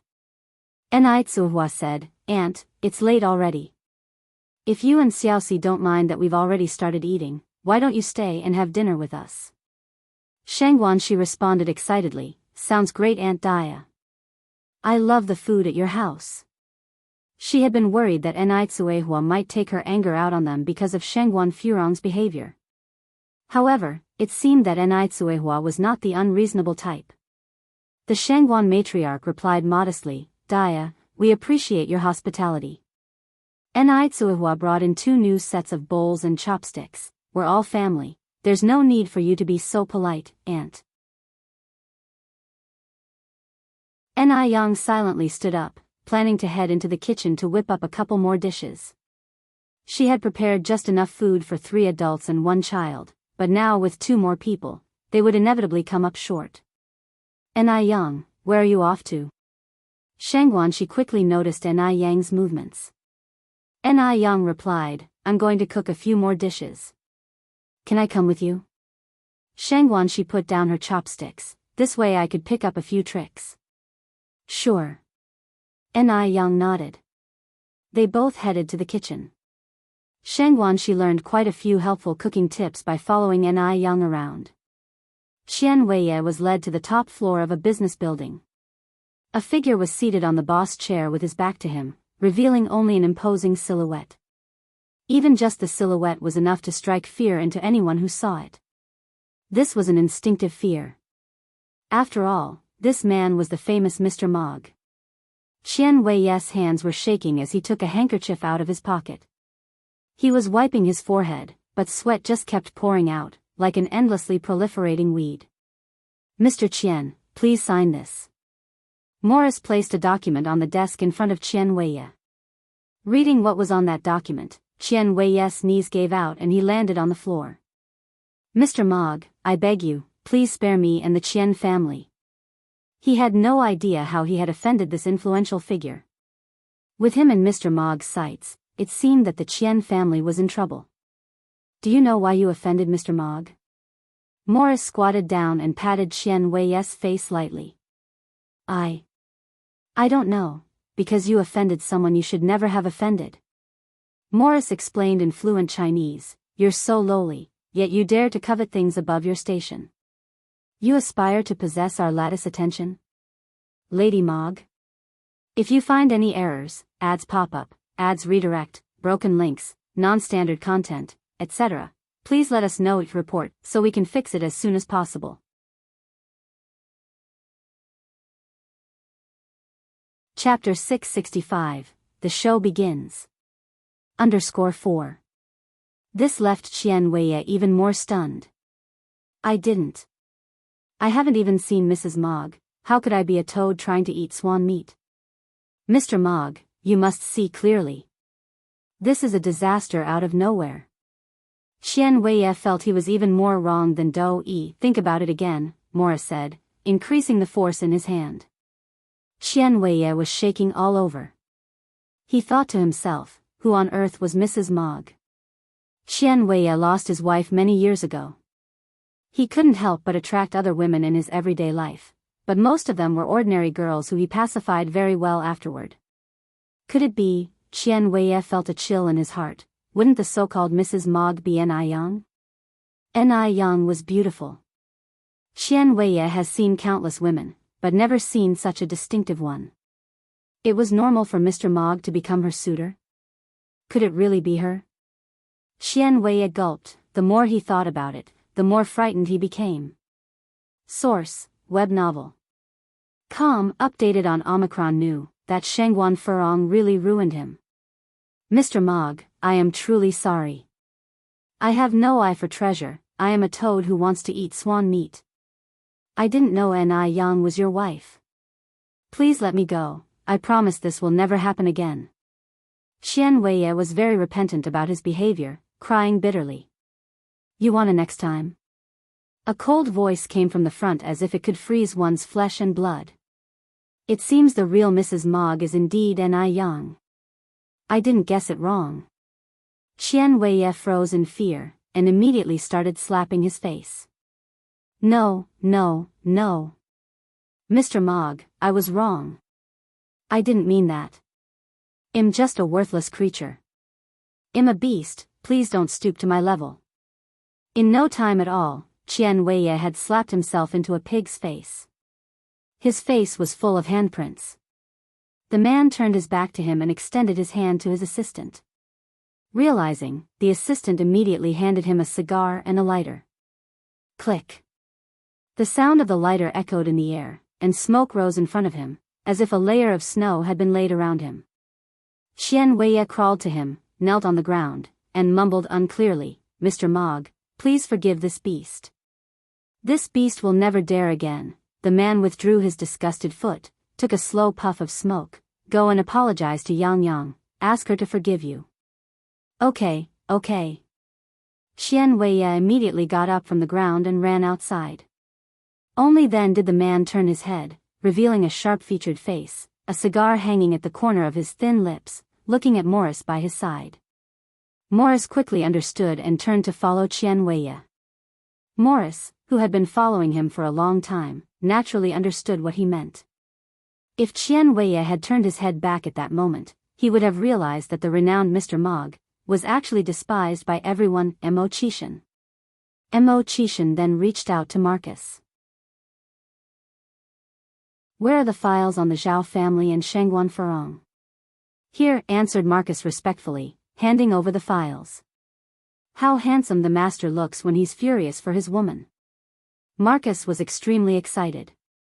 Mo Qishan took the files and flipped through a few pages. Marcus then said, last night, Shengguan Furong returned to the Shengguan family. What was the Shengguan family's reaction? Mo Qishan asked. Marcus thought for a while, then said, old Madame Shengguan and Shengguan Furong had a big argument. Shengguan Furong was even slapped across the face. In the end, old Madame Shengguan personally went to Miss Nis' house. It was fortunate that Madame Shengguan was wise. If Madame Shengguan was the same as Shengguan Furong, those who would be unlucky this time would not be limited to just Shengguan Furong and Xian Weiye. Upon hearing this, Mo Qishan's previously tight face relaxed a bit. Marcus then asked, Sir, do you want me to invite Shengguan Furong over? No need. Mo Qishan closed the files. Come closer. Marcus walked over to Mo Qishan and bent down. Mo Qishan whispered something to him, and Marcus nodded, okay, sir, I have it. This tactic of Mo Qishan, using someone's own methods against them, was absolutely ruthless. Shengguan Furong was about to face bad luck now. Ni family's house. Just as Ni Yang opened the gate, ready to go out, an unknown figure popped up. Grandma. Yang slightly frowned. This man, whose face is swollen like a pig's head, does she know him? And he is calling her grandma. Does she look that old? Grandma, it's me. It's Qian Weiye. Qian Weiye spoke again. Yang smiled lightly. It seems you didn't take my words to heart yesterday. So, do you want to try the taste of being hit with an 812 again? If you find any errors, ads pop up, ads redirect, broken links, non-standard content, etc., please let us know your report so we can fix it as soon as possible.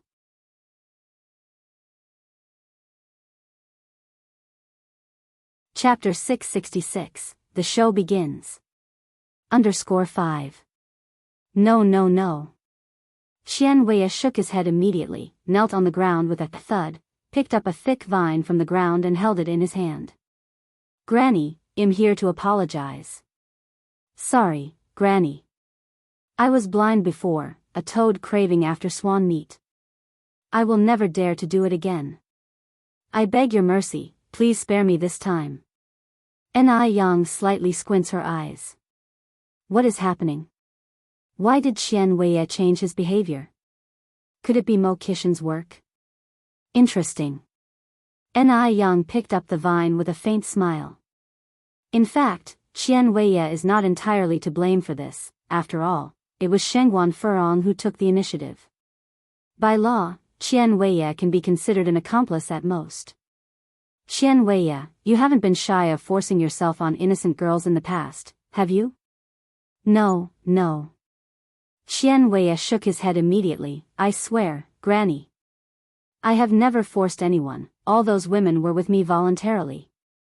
Yang didn't say much else, she just broke the vine she had been holding in her hand with a simple snap. Qian Weiye, if you ever do anything disgraceful in the future, this broken vine will be your fate. Source, web novel. Updated on Omicron. New Omicron, the vine is half an arm thick and quite resilient. It would be impossible for an ordinary person to break it with one hand. Qian Weiye's moral compass was reset again. He was so scared he began to kowtow. I will never do it again. Granny, I promise, I will never do it again. Get out. Yang's red lips spoke lightly. Thank you, Granny, for your mercy. I'm leaving now. Qian Weiye seemed like he had received amnesty, picked up his knee, curled up into a ball and rolled away. Yang. Just then, Kuihua's voice came from inside the house. Yang, who is it outside? Yang responded, just a passerby asking for directions. Zhao family. Shengguan Furong has been in an extremely bad mood these days. If Shengguan Dehui had been with Lin Fong from the beginning, none of this would have happened. It's all Kuihua's fault. All her fault. Seeing Shengguan Furong in such a bad mood, both the old lady of the Zhao family and Zhao Shun were treading on eggshells around her, fearing they might add fuel to the fire. Just then, Lin Fong walked in from outside. She first greeted the old lady and Zhao Shun, and then came upstairs. Furong. After her active approach last time, their friendship has grown rapidly. Now she was free to come and go in the Zhao family's house. With her gentle character, even the servants of the Shengguan family liked her. Shengguan Furong, being a proud person, ignored Lin Fong, especially since she had been annoyed recently. Why are you here? Lin Fong did not get upset, and said with a smile, Furong, I came to give you a present. What present? Shengguan Furong finally looked at Lin Fong with a hint of interest. This for you. Lin Fong took a black card out of her bag and handed it to Shengguan Furong. The black card was pitch black, with gold lines as decoration on the edges, and the 4 characters National Beauty and Heavenly Fragrance on the left side. It looked very upscale and classy. What is this? Shengguan Furong asked. This is a membership card of National Beauty and Heavenly Fragrance. Lin Fong continued, Furong, haven't you always wanted their membership card? This one is for you. The National Beauty and Heavenly Fragrance membership card costs 888 yuan each. Obviously Lin Fong couldn't afford one, not to mention, it was limited edition. This black card was given to her by a mysterious person who claimed to want to help her. Is this really a membership card from National Beauty and Heavenly Fragrance? Shangguan Furong looked at Lin Fong in surprise. Lin Fong nodded. Furong, given our relationship, do you think I would lie to you? Thank you then. Shangguan Furong suppressed the excitement in her heart. She was someone who had seen big scenes. How could she just show her emotions so easily? But she was really excited. With the National Beauty and Heavenly Fragrance's membership card, she could now take that group of card-playing friends to their third floor for a surprise. By then, they will be so envious of her. Seeing Shangguan Furong like this, Lin Fong smirked and then said, Furong, I have things to do at home, I won't bother you anymore. Wait a moment. Shangguan Furong called out to Lin Fong. What's the matter? Lin Fong turned around to look at Shangguan Furong. Shangguan Furong opened a jewelry box, and casually pulled out a necklace. I bought this necklace a long time ago and only wore it once, now I'm giving it to you. If you find any errors, ads pop up, ads redirect, broken links, non-standard content, etc., please let us know each report so we can fix it as soon as possible.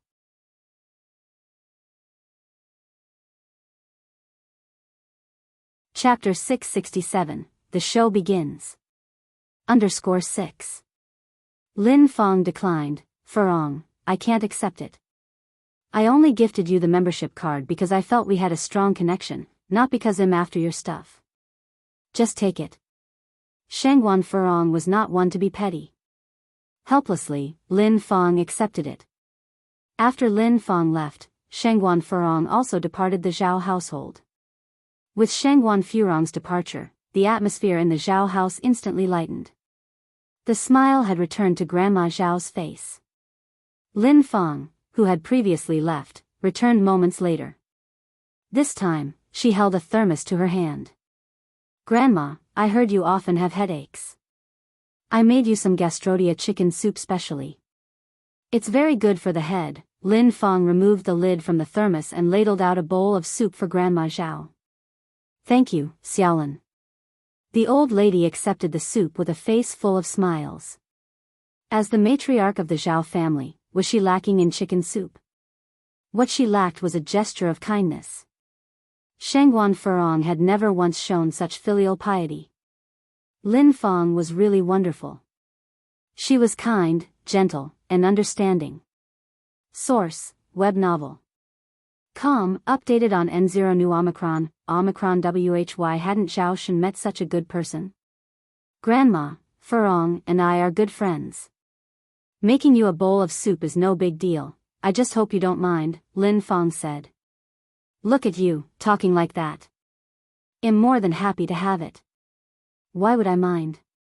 Grandma Zhao drained the bowl of soup in one gulp.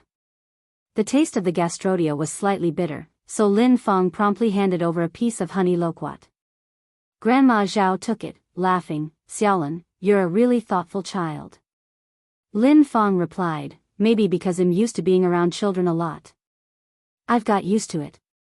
Grandma Zhao nodded approvingly. Not long after, Zhao Zijuan and Zhao Ziqing, the two siblings arrived home from school. Zijuan, Ziqing. Auntie Lin Fong. The siblings immediately rushed over to greet her. They seemed more excited to see her than their own mother. Shangguan Furong was often harsh to others, including her own children. This led to the siblings being quite fearful of Shangguan Furong and not very close to her. Lin Fong then opened the second layer of her lunchbox. Zijuan, Ziqing, didn't you two say last time that you liked Auntie's dumplings? I specially made some for you today. Zhao Zijuan and Zhao Ziqing, who were 10 and 8 years old, respectively, really relished treats. Thank you, Auntie Lin Fong. The siblings immediately started wolfing down the dumplings. The dumplings were delicious. Despite them being only minced pork and leek dumplings, they were irresistible. Plus, they were beautifully made. Auntie Lin Fong, you're so amazing. With a modest smile, Lin Fong said, it's just a plate of dumplings. If you two like it, I can make them more often and bring them over to you. Really? The siblings looked at her, stunned. Of course. Lin Fong nodded.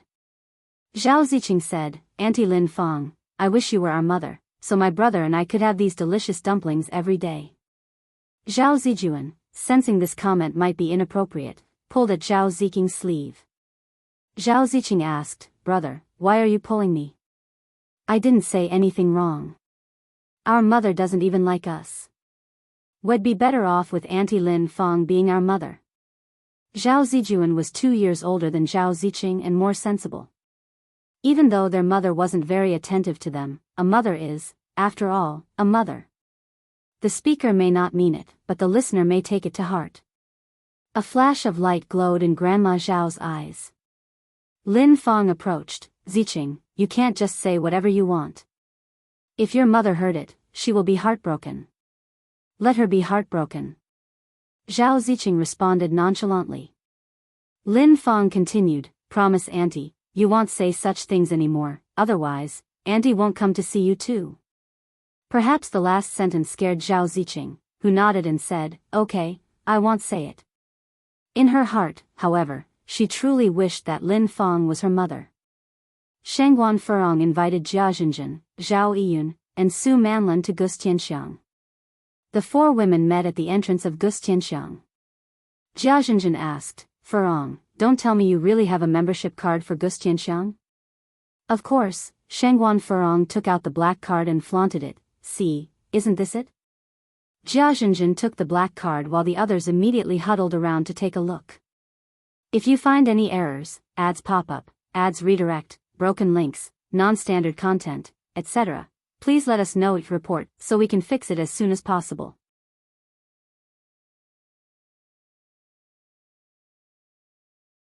Chapter 668, The Show Begins. _7 Zhao Yiyun said, I've seen the Gustianxiang membership card from my friend. It's exactly the same as this one. My gosh. Furong, you're just too amazing. Shengguan Furong, with a smile, said, Isn't it just a card? It's no big deal to me. This membership card perfectly satisfied Shengguan Furong's vanity. She was used to being dominant at home, so she wanted to take control no matter the occasion. Jia Zhenjin sighed, As I thought, we all really have to rely on Furong. Exactly, Furong is indeed amazing. Shengguan Furong, who had been depressed for several days, also began to cheer up at this moment. With the membership card, they were able to ascend to the 3rd floor smoothly without queuing. The decoration on the 3rd floor completely stunned the 4 of them. It was not until they reached the 3rd floor that they realized there was a special menu for VIP customers.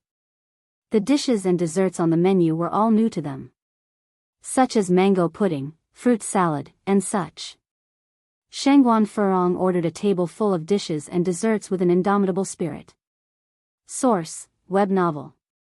Com, updated on Omicron New. The 4 of them spent over 5 hours on the 3rd floor. In the middle, they even played a game of mahjong before leaving the 3rd floor. Just as they left their private room, Shengguan Furong saw a familiar figure. Was that Ni Yang? What was Ni Yang doing, wiping a vase? Wasn't she selling noodles? How did she end up at Gustianxiang doing menial work? Shengguan Furong squinted her eyes, looked around, and already had an answer in her heart. Anyone who could come to the 3rd floor of Gustianxiang wouldn't be of low status. Ni Yang really did have grand ambitions. She turned down the introduction to Qian Weiya, yet she fawningly did odd jobs at Gustianxiang. She's really shameless. Furong, what are you looking at? Jia Zhenjin curiously looked at Shengguan Furong. Nothing. Shengguan Furong withdrew her gaze, just having a look. Oh. Jia Zhenjin nodded, let's go, then. The group headed downstairs together. Gustianxiang was always full of guests every day, so Ni Yang didn't notice Shengguan Furong. After she finished wiping the vase, she handed the rag to a waiter beside her and said, The most taboo thing in the catering industry is sanitation problems. From now on, this vase should be cleaned daily. The standard is that no dust can be seen when it is wiped with a white cloth. Alright, I know. The waiter behind her nodded. Then, Ni Yang found Gulanji. Even though Gulanji was much older than Ni Yang in terms of age, she truly admired Ni Yang. This young, slender girl was just too impressive. At first, she and everyone else didn't think highly of Gus Tianxiang's future. She only agreed to work here because of the high salary of more than 300 yuan. She never expected that Gus Tianxiang's business would become so booming someday. It became the target of imitation for everyone in the catering industry. Working here gave her a sense of superiority. Ni Yang said, "Sister Lanji, from now on, there should be a sanitary inspection in the restaurant every 3 days. Then we will rate them as ABC. A class will be rewarded 30 yuan each, B class 10 yuan each and C class will be rewarded 1 yuan. The restaurant had 3 floors, which were divided into 3 zones, A, B, and C. The sanitation conditions of these 3 zones could be compared with each other. As the saying goes, no reward, no motivation. A restaurant should not ignore sanitation just because the food and service are good and business is booming. Ni Yang's standard is, there is no best, only better." Gulanji had no objections to Ni Yang's proposal. She nodded and said, "All right, Yang, I got it. Yang, you have a call." A waiter hurried over. In the restaurant, everyone called Ni Yang. Originally, everyone used to call her boss. But they felt that calling her boss wasn't nice, and calling her Ni was too stiff, so they asked everyone to call her Yang instead. "All right." Ni Yang went over to answer the phone. Yang. The person on the other end of the line was Ni Tsuehua. "Mom, what's the matter?" Ni Yang asked. Ni Tsuehua continued, Yang, Annie and Emily are here. Can you come home now?" "All right." Ni Yang hung up the phone, said a word to Gulanji, and went home. It was already cold in November. Ni Yang put on a purple coat as she walked along. The coat was of a slim fit design, and there were 2 pearls for embellishment on the cuffs. Ni Yang hurried out, not noticing that one of the pearls slid off the cuff. A man wearing an old-fashioned gown passed by her. The pearl happened to roll to the man's feet. The man squatted down, picked up the pearl, and looked back. The road outside was bustling with people, and her figure was no longer seen. "What are you looking at, Mr. Du?" asked Wang Ziki. Mr. Du coughed lightly with his fist against his lips. "Nothing." The 2 men walked inside. "Do you have a membership card?" A waiter dressed in hanfu immediately greeted them. "Membership card?" Wang Ziki furrowed his brows in confusion. The waiter politely said, "All the seats are taken inside. If you don't have a membership card, please follow me to wait for meal." "What is a membership card?" Mr. Du asked softly. Mr. Du seemed like a character who walked out of an old movie. He was thin, wearing an old-fashioned gown. His shoes were cloth, and despite his ordinary attire and gentle brows and eyes, he gave off an impression that he was no ordinary man. The waiter explained the membership card to Mr. Du in great detail. "Can we also apply for one?" Mr. Du inquired next. "I'm really sorry, there are no extra spots for membership cards right now." The waiter looked apologetic. "What did you say?" Wang Ziki frowned slightly and stepped forward. Perhaps having stayed in Shanghai for a long time, Wang Ziki still carried a certain air of lawlessness. In Shanghai, no one dared to reject Mr. Du like this. Who treated Mr. Du with anything but respect? Ziki. Mr. Du spoke softly. "Mr. Du," Wang Ziki toned down his aggressiveness somewhat. "Let's go over there and wait." The waiter breathed a sigh of relief. "Please follow me." The 2 of them went to the waiting area. Mr. Du was elegantly sipping tea. Wang Ziki walked from the lobby to the inner hall, and then back to Mr. Du. "Mr. Du, I don't think this is 4th Miss style." Mr. Du laughed lightly. "She's not that clever." He then asked, "How's the investigation going? When can we find the person?" Wang Ziki showed a troubled expression. "Mr. Du, this matter can't be rushed." The smile on Mr. Du's face slowly faded. After a while, he asked again, "Is it really that hard to find a person?" His voice was still gentle, but it carried an oppressive feeling.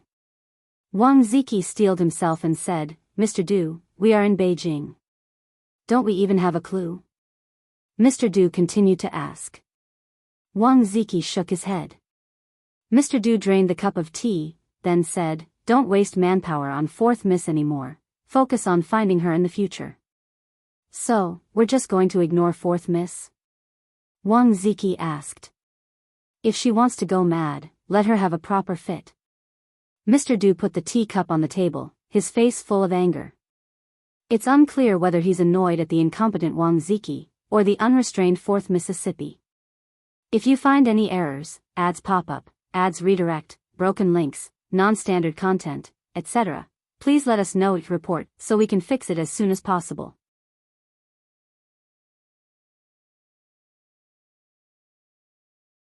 Chapter 669. Shengguan Furong apologizes at the doorway. _1 Master Du appears to be as gentle as jade on the surface, but only Wang Ziki knows what kind of soul is hidden beneath this gentle demeanor. This time, fourth miss is probably not in for anything good. Master Du continued, "From this month on, no one is allowed to remit money to fourth Mississippi." "All right." Wang Ziki nodded. The Ni family residence. As Ni Yang opened the courtyard door, she was immediately embraced warmly by Emily. Ni Yang. Emily. After not seeing each other for several months, Emily seemed like a completely different person. Her skin was fair and rosy, and the freckles on her nose had disappeared completely.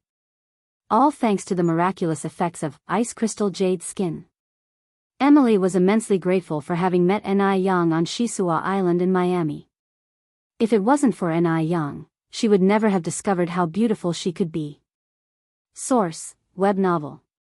Com, updated on N0New0. Excitedly, Emily hugged Ni Yang. A moment later, Ni Yang released Emily, and they walked into the living room. Emily said, "Ni Yang, your home and courtyard are decorated so beautifully."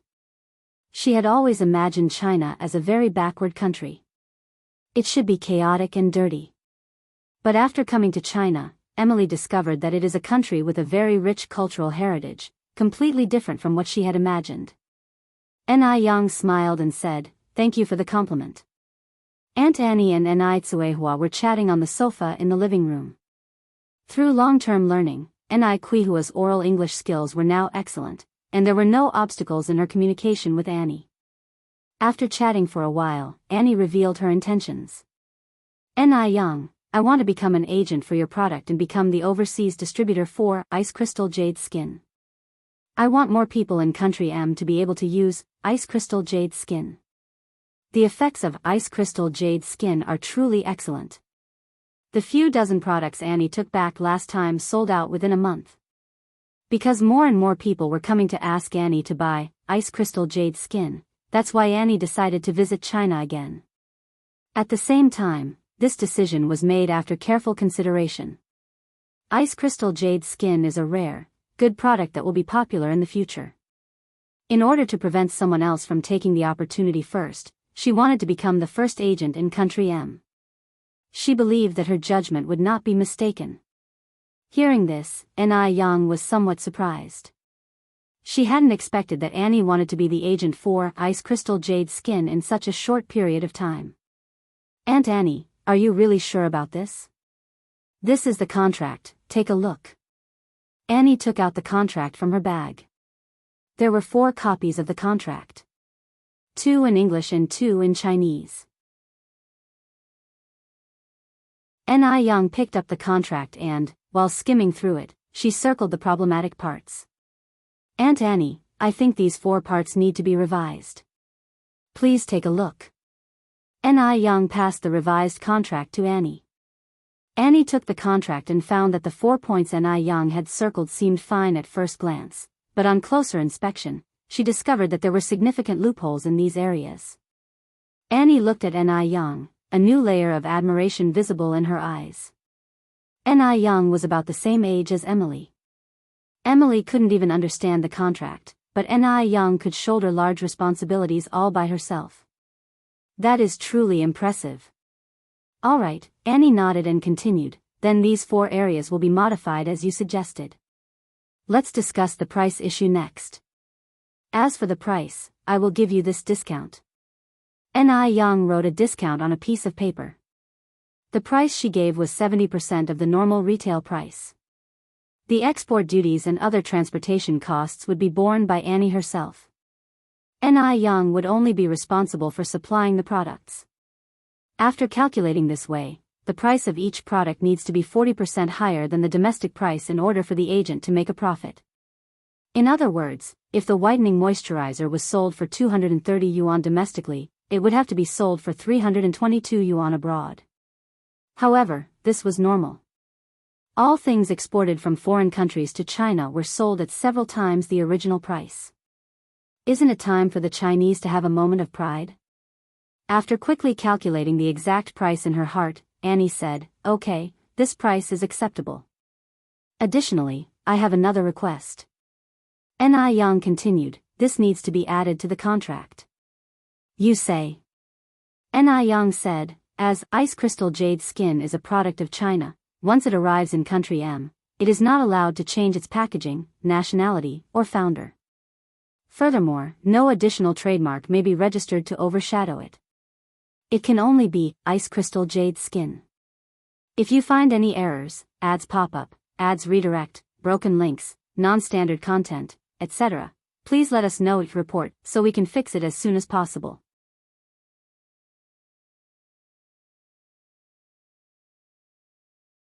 Chapter 670, Shengguan Furong apologizes at the doorway _2. Back in the 1980s, the Chinese did not have much awareness of copyright. This led to many goods being exported from China, repackaged in foreign countries, and then sold as local products. The toilet seat news of the later era is an example. The toilet seats from our country that were so popular among the Chinese were actually made in China. Ni Yang, having returned from the future, was determined to prevent all such problems. She wanted to avoid any future disputes. Annie nodded, "Ni Yang, you've thought this through thoroughly. She's incredibly shrewd. Negotiating with her is like playing a game of chess. She was clearly just a teenager, but her considerations were more thorough than an adult's. It was difficult to imagine the capacity of her brain." Ni Yang continued, "Oh, there's one more thing. Some products of the Ice Skin Jade Flesh line are limited editions. In order to avoid market disturbances in M country, I hope you follow the same practice. General limited editions should be capped at 60 sets per month, and the Supreme Edition only 20 sets. It should be purchased by showing an ID card, limiting 1 set per person per month. Actually, limited edition products are also a marketing strategy. After all, rarity is precious. Only when it becomes expensive will people cherish it."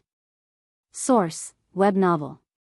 Com, updated on N0 New, Ni nodded, indicating no objections.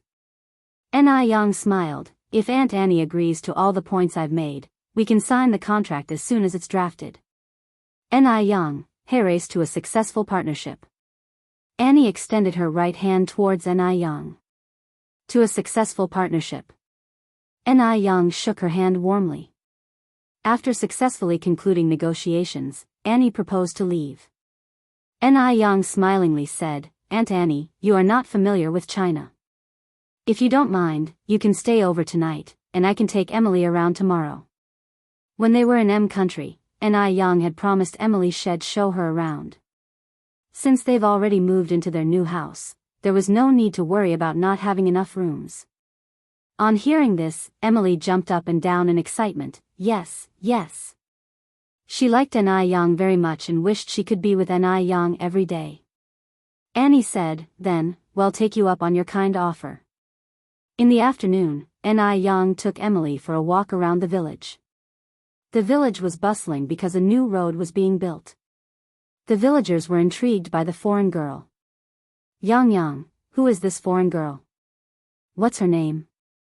Which country is she from? How old is she? Emily, not understanding Chinese, curiously looked at Ni Yang. Ni Yang first translated the villagers' questions into English, then told them, "Her name is Emily. She's a good friend I met in M country. She's 18 years old. Oh. So her name is Lily. I think calling her Lily sounds better, just like Yang Yang's name. This Lily is good looking, just like a doll on TV. The fashionable name of Emily was instantly transformed into a rustic Lily by the villagers. Oddly enough, it sounded quite nice. What are they saying? Emily looked at Ni Yang. Ni Yang grinned and replied, they are all saying that they like you a lot and that you look pretty, like a doll. Really? Emily looked at Ni Yang, absolutely thrilled. Really? Ni Yang nodded. Emily immediately bowed to the villagers, stuttering in Mandarin, "Think you. You're welcome, you're welcome." As they left the construction site, Emily remarked, Ni Yang, the Chinese people are so friendly. Ni Yang nodded, yes, we Chinese are really friendly. The two of them arrived at the foot of the mountain. In November, most of the plants had withered, but a special kind of plant on the mountain was blooming against the wind. From a distance, the slope was carpeted in bright red, almost giving the illusion of early spring. These were the red camellia flowers. Wow! It's so beautiful here. Emily proposed, Ni Yang, can we go to the mountain and pick some flowers? M country, due to its terrain and climate, has more rainforests and islands, and hardly any small scenic mountains like in China. Just like there are very few rainforests in China. Sure. Ni Yang nodded. This was Emily's first visit to China, and her first time climbing a mountain. She was exceptionally excited. Jinghua Mountain is a rocky mountain. There are not many large trees, mostly shrubbery and small pine trees, and of course the camellia flowers. If you find any errors, ads pop up, ads redirect, broken links, non-standard content, etc., please let us know it report so we can fix it as soon as possible.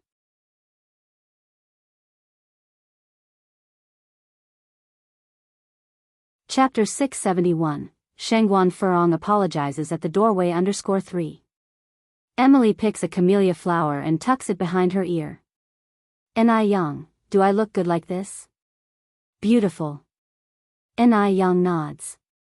You should wear one too. Emily snaps off a camellia and fastens it to Ni Yang's ear. Ni Yang, you look gorgeous too. Camellia, already a bright and conspicuous flower, now, pinned to Ni Yang's ear, appears somewhat dimmed and lackluster. Perhaps this is what is meant by the phrase, beauty pales before her. Before long, Emily gathers a handful of camellia flowers. Ni Yang, what's this? Emily has somehow managed to pluck a handful of hawthorn fruits. This is hawthorn. It's not too bad, give it a try, Ni Yang suggests.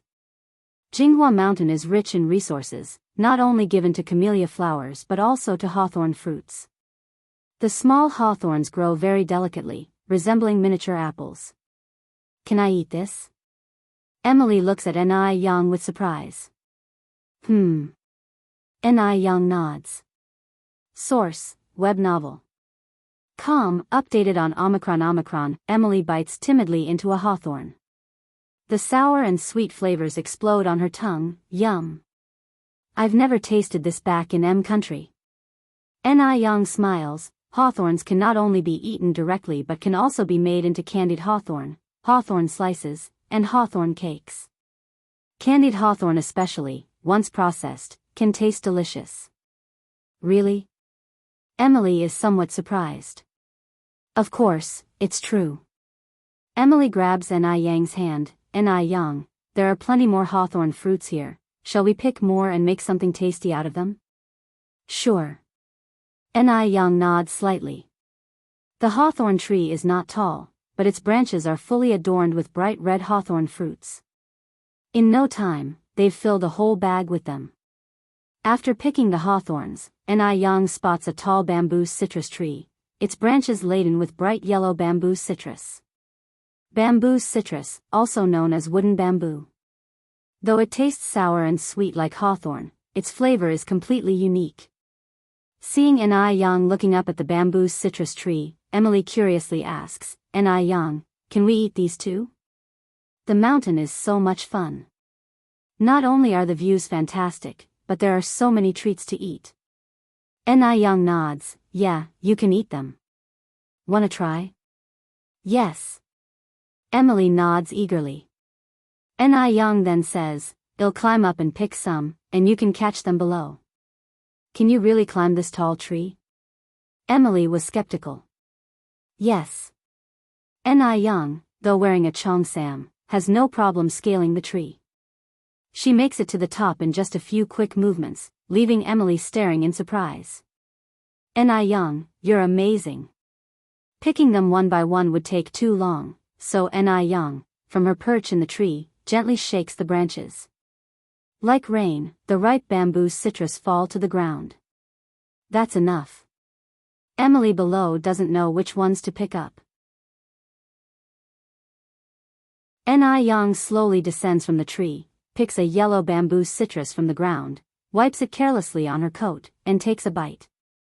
The casual gesture exudes a kind of unruly charm. Just like a female general on the battlefield, clad in bright armor. So cool. The ripe bamboo citrus is not sour at all. It's soft and sweet, much more delicious than the bamboo citrus Young used to buy from the supermarket in her later life. Emily, imitating Young, bites into a bamboo citrus and exclaims, "This is even better than the hawthorn." The two of them pick plenty more bamboo citrus fruits. Combined with their earlier haul of camellia flowers and hawthorns, they returned home loaded with goodies. By the time they got home, it was already past 5 in the afternoon. Young begins preparing dinner. Tsuehua helps her with the preparations. Annie takes care of little Yun. Emily plays with Duo in the courtyard. Duo, the mischievous bird, loves playing with Emily. That night, Young prepares a feast. There's sour fish, mouth-watering roasted chicken, tangy pickled chicken feet, braised pork belly, shrimp and vermicelli soup, and a breast-enhancing pig's feet stew with kelp. The beverage is fresh squeezed pomegranate juice. The bright red pomegranate juice, poured into transparent wine glasses, is as alluring as wine. When Chingue arrives home, the dishes have just been laid out on the table. Young takes the initiative to introduce Annie and Emily to Chingue. Although Annie had visited once before, she returned to her country the same day and never met Chingue. "Mrs. Ni, this is Annie, and this is Annie's daughter, Emily." Young goes on, "Annie is interested in representing our ice-cold jade skin brand in country. She is here to discuss the partnership. If you find any errors, ads pop up, ads redirect, broken links, non-standard content, etc., please let us know at report so we can fix it as soon as possible."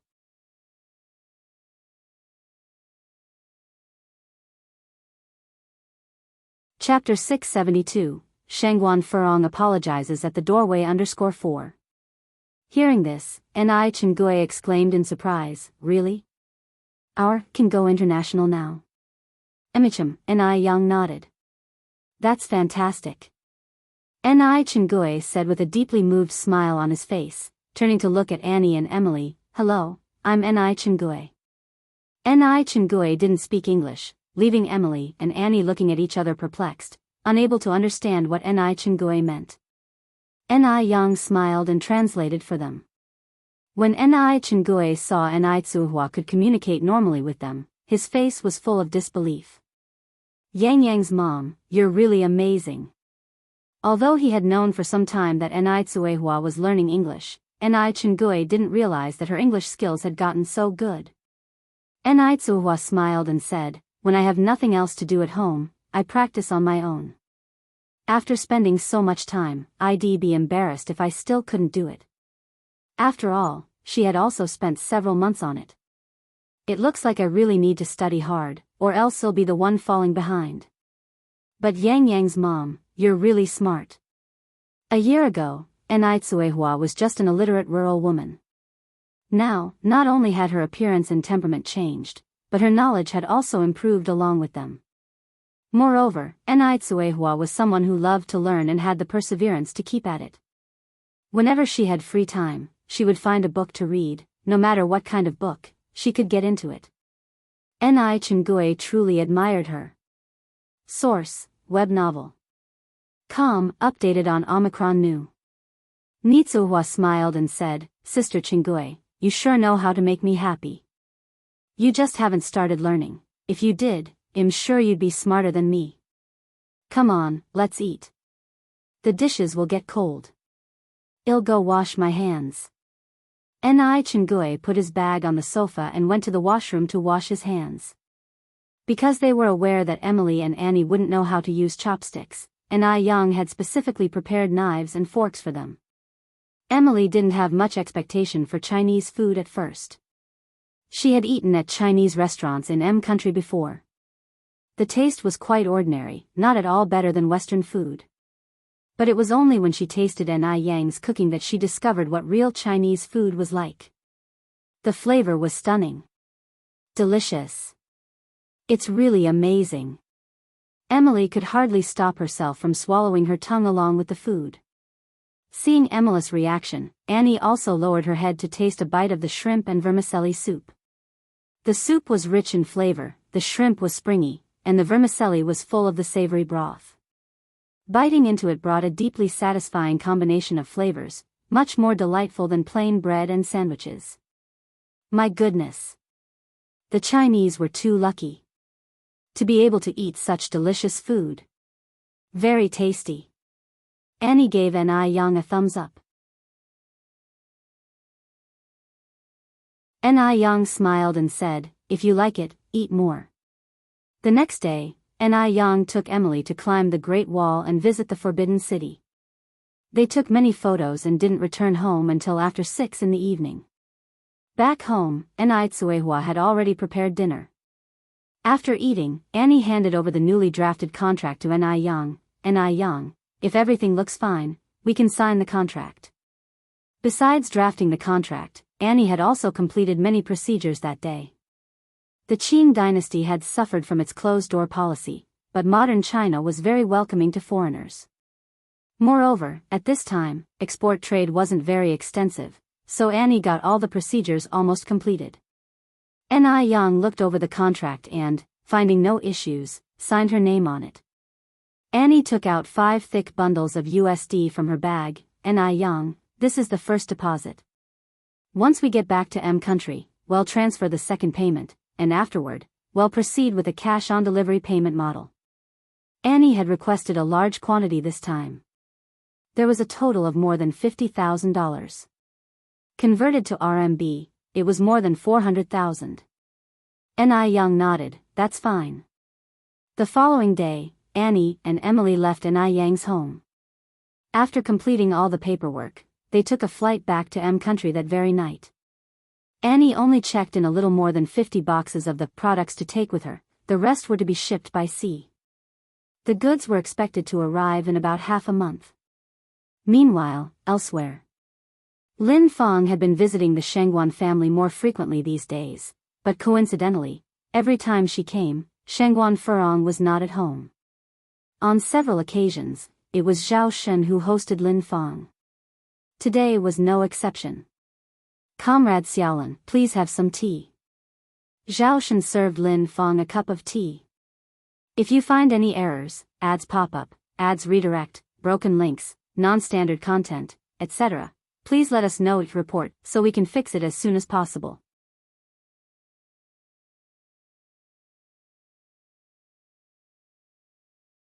Chapter 673, Shengguan Furong apologizes at the doorway _5. Lin Fong picked up the cup, took a sniff, and laughed, this is the top-grade Biluakun. But to be honest, compared to green tea like Biluakun, I prefer black-red tea like Pure. I always feel that black-red tea is more charming, green tea is too light. Upon hearing this, Zhao Shen exclaimed excitedly, really? I think so too. Finding a soulmate who shares your interests in this world is not easy at all. Zhao Shen was now extremely excited. Lin Fong laughed and said, well, we really have the same bad taste. Zhao Shen continued, however, Furong doesn't like black-red tea, so I threw away all the black-red tea at home. Otherwise, I could steep a cup of Pure for you now. Speaking of which, that pure tea cake was brought back from Zhangnan. It has been kept for more than 10 years. Zhao Shen's words were filled with regret. Probably only tea lovers would understand his feelings. A pure tea cake that has been stored for more than 10 years is a top-grade tea that can't be purchased in normal times. As Lin Feng observed Zhao Shen's expression, she said, "That's a real pity. Sister Furong seems to be quite nice in general. Why is her character so peculiar? You drink yours, she drinks hers, there's no need to waste good stuff." Zhao Shen lowered his head and took a sip of green tea, ignoring Lin Feng's words. Grandma Zhao walked over. "Xiaolin, if Furong was as understanding as you are, would be satisfied." Lin Feng laughed. "Grandma, you're joking, I'm just speaking truthfully. Actually, Sister Furong is a really nice person." Source, web novel. Com, updated on Omicron New 0, Omicron, she is a good person, it's just that her character is a bit quirky, Grandma Zhao continued, otherwise why would she even offend her own mother? Lin Feng chuckled but didn't respond. Because some things are better left unsaid. The more you say, the more it can backfire. Lin Feng didn't stay at the Zhao family's home for long before she proposed leaving. Grandma Zhao said, "Shen Bao, help me send Xiaolin off." "All right." Zhao Shen grabbed his car keys and stood up to accompany Lin Feng. Lin Feng gently declined, "No need to send me, it's not that far anyway, I can take a taxi back." Upon hearing this, Zhao Shen was about to put down the car keys. Grandma Zhao frowned slightly, and continued, "Just let Zhao Shen send you. It's not like he has anything to do at home anyway." This time Lin Feng didn't refuse, then ill trouble brother-in-law. Zhao Shen retracted his half-stretched hand. The two of them walked out the door together. Lin Feng took the passenger seat. On the road, Lin Feng tried her best to find mutual topics with Zhao Shen. Because she had done her research beforehand, the two of them enjoyed their conversation more and more. Unfortunately, they soon arrived at Lin Feng's building, and their conversation ceased. Zhao Shen is a very gentlemanly person. He first got out of the car, and walked around to the other side to open the car door for Lin Feng. "Thank you." Lin Feng stepped out of the car. But because she was wearing high heels that day, she didn't pay attention when getting out of the car. Her foot twisted and she stumbled forward. Luckily, Zhao Shen reacted in time and stopped her fall. Lin Feng fell into Zhao Shen's arms. Zhao Shen stood there rather helplessly. With a smirk, Lin Feng held onto Zhao Shen's waist and straightened her body, her eyes filled with a hint of playfulness. "Brother-in-law, thank you. Are you okay?" Zhao Shen asked with concern. "I'm fine, just twisted my ankle." Lin Feng pretended to be strong. Though clearly in her 30s, pretending to be weak didn't seem awkward at all. "If you're okay, then I'll go first." Zhao Shen immediately put a safe distance between Lin Feng and himself, turned around, and got back into his car. Watching the black car drive away, Lin Feng bit her lip in frustration. Idiot. This Zhao Shen is just an idiot. Good meat was being delivered to his doorstep and he didn't know to eat it. No wonder he was tightly controlled by Shangguan Furong. But she was not in a rush. She was confident that she could win over Zhao Shen. It was just a matter of time. When Zhao Shen got home, he just happened to run into Shangguan Furong, who had just returned from playing cards outside. Shangguan Furong glanced at him. "Didn't you have anything to do today? Where have you been? Just now Xiaolin came to our house looking for you. Since you weren't at home, we let me send her back." Zhao Shen didn't hide anything from Shangguan Furong. Shangguan Furong nodded. "I understand. Now go and make me a cup of coffee with milk." And she didn't take Lin Feng seriously. If you find any errors, ads pop up, ads redirect, broken links, non-standard content, etc., please let us know each report so we can fix it as soon as possible.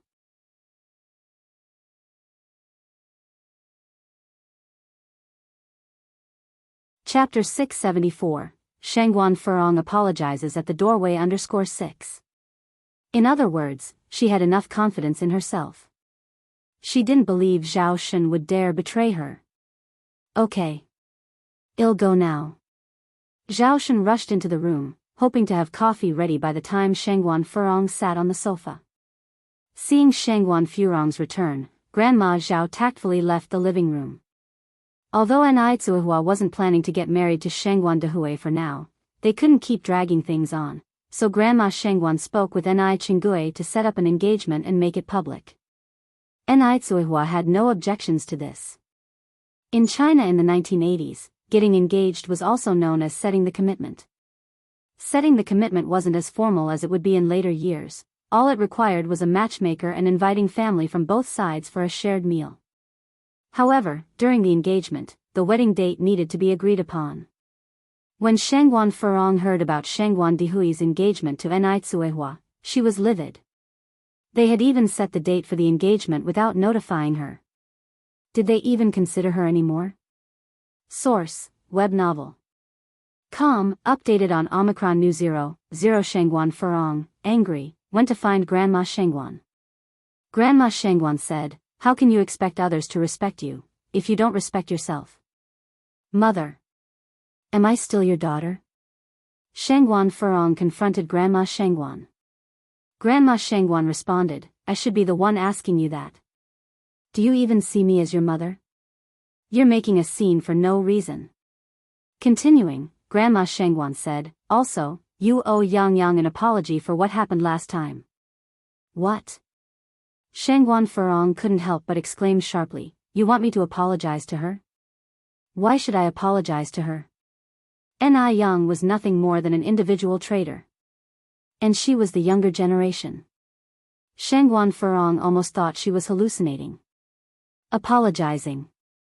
Grandma Shangguan was actually asking her to apologize. You messed things up so badly. Asking you to apologize is the least of it. Grandma Shangguan continued, "I'm telling you today, if you continue to insist on your views, with no remorse, then I won't acknowledge you as my daughter anymore. Leaves that to your own discretion." This time, Grandma Shangguan wouldn't indulge Shangguan Furong any longer. "Mother, do you realize what you're saying? Rest assured, even when I'm asleep, I'm more clear-headed than you." Grandma Shangguan continued, "By the way, until you agree to apologize, please don't call me mother. I don't have a daughter like you." Grandma Shangguan kept a stern face, showing no signs of joking. Shangguan Furong never thought that Grandma Shangguan would sever ties with her own daughter for a bunch of outsiders. The room fell silent for a moment. After a while, Shangguan Furong looked up at Grandma Shangguan and said, word by word, "Fine, I am willing to apologize." "You're certain?" Grandma Shangguan raised her eyebrows to look at her. "Yes." Shangguan Furong was no fool. She knew she could not lose the support of the Shangguan family. If Grandma Shangguan were to truly not acknowledge her as a daughter, it would bring her no benefits. So be it. She'll apologize. She will find plenty of ways to deal with that little brat Ni Yang in the future. The depths of Shangguan Furong's eyes held nothing but hatred. Upon hearing her response, Grandma Shangguan stood up from the couch. "Since you've thought it through, come with me." Shangguan Furong followed in Grandma Shangguan's footsteps. Soon, the two of them arrived at the Ni family's residence. Grandma Shangguan led Shangguan Furong to Ni Yang. "Yang, today I brought Aunt Furong to apologize to you." Shangguan Furong stepped out from behind Grandma Shangguan, and with an apologetic expression, she said, "Sorry, Yang. I shouldn't have meddled the other day and introduced you to Qian Weiye. You can rest assured, I won't do it again." Yes. If she ever tried to introduce another potential suitor to Ni Yang, she would be worse than an animal. She hoped Ni Yang would marry a worse-off person. Better yet, someone useless like Imo Qishan. Ni Yang smiled faintly. "I hope you'll remember your words today, Aunt Furong." Shangguan Furong nodded with a forced smile. Having apologized, Grandma Shangguan led Shangguan Furong back home. On the car ride home, Grandma Shangguan started the conversation. "Furong, your bad temper really needs some working on. If you keep this up, you'll inevitably suffer losses in the future. Zhao Shen might be simple and honest, but even a cornered dog will bite. As her mother, Grandma Shengguan was genuinely worried. Shengguan Furong laughed and said, "Aren't you the one who loves seeing me suffer losses?" Grandma Shengguan continued, "I heard that Lin Fang has been visiting your home frequently. Is that true? What about it?" Shengguan Furong looked at Grandma Shengguan. Grandma Shengguan continued, "Shengguan Furong is a widow who harbors devious intentions. You should distance yourself from such people, lest you end up suffering losses unknowingly." Grandma Shengguan saw Lin Fang's character for what it truly was. It wasn't because she was overly suspicious, but some people just needed to be guarded against. Shengguan Furong laughed, then sarcastically said, "Mother, who I want to associate with is my business. Could you please mind your own, and stop concerning yourself with our family affairs?" Grandma Shengguan frowned slightly. "I'm saying all of this for your own good. Have you ever seen a mother harm her own child?" "Well, when I was introducing suitors to Ni Yang, I was doing it for the good of the Shengguan family. Have you ever seen a daughter who would harm her own mother?" Shengguan Furong turned the tables. She really hated Grandma Shengguan's hypocritical manner. It was utterly repugnant. Grandma Shengguan was at a loss for words. "Furong, how can you be so ungrateful? Don't you think the person being ungrateful is you?" Shengguan Furong looked at Grandma Shengguan, her face full of mockery. She had good intentions, thinking about the Shengguan family's interests, but Grandma Shengguan didn't appreciate it, and even punished her. Now, at last, Grandma Shengguan could experience her feelings too. Shengguan Furong felt an intense satisfaction within. Grandma Shengguan sighed. She earnestly said, "Furong, trust me, Lin Fang is not a good person. It's best you don't have any dealings with her. Have you ever heard me say a word about your other friends?" As her own flesh and blood, Grandma Shengguan couldn't bear to see her treacherously sucked into some abyss. She had an intuition that Lin Fang was definitely getting close to Shengguan Furong with ulterior motives. Shengguan Furong said, "Mother, I have my own eyes to see, and I can judge for myself. I have a better understanding of Lin Fang than you do. Please refrain from making baseless comments about my friends. If you find any errors, ads pop up, ads redirect, broken links, non-standard content, etc., please let us know each report so we can fix it as soon as possible."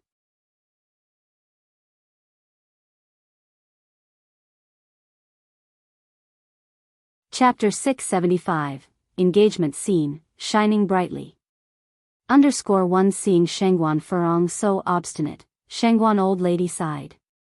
"Furong, you're being so stubborn, refusing to consider the opinions of others. One day, you will regret it." Shengguan Furong smiled and replied, "Mother, shouldn't I be the one saying those words to you? Who is really the stubborn one here?"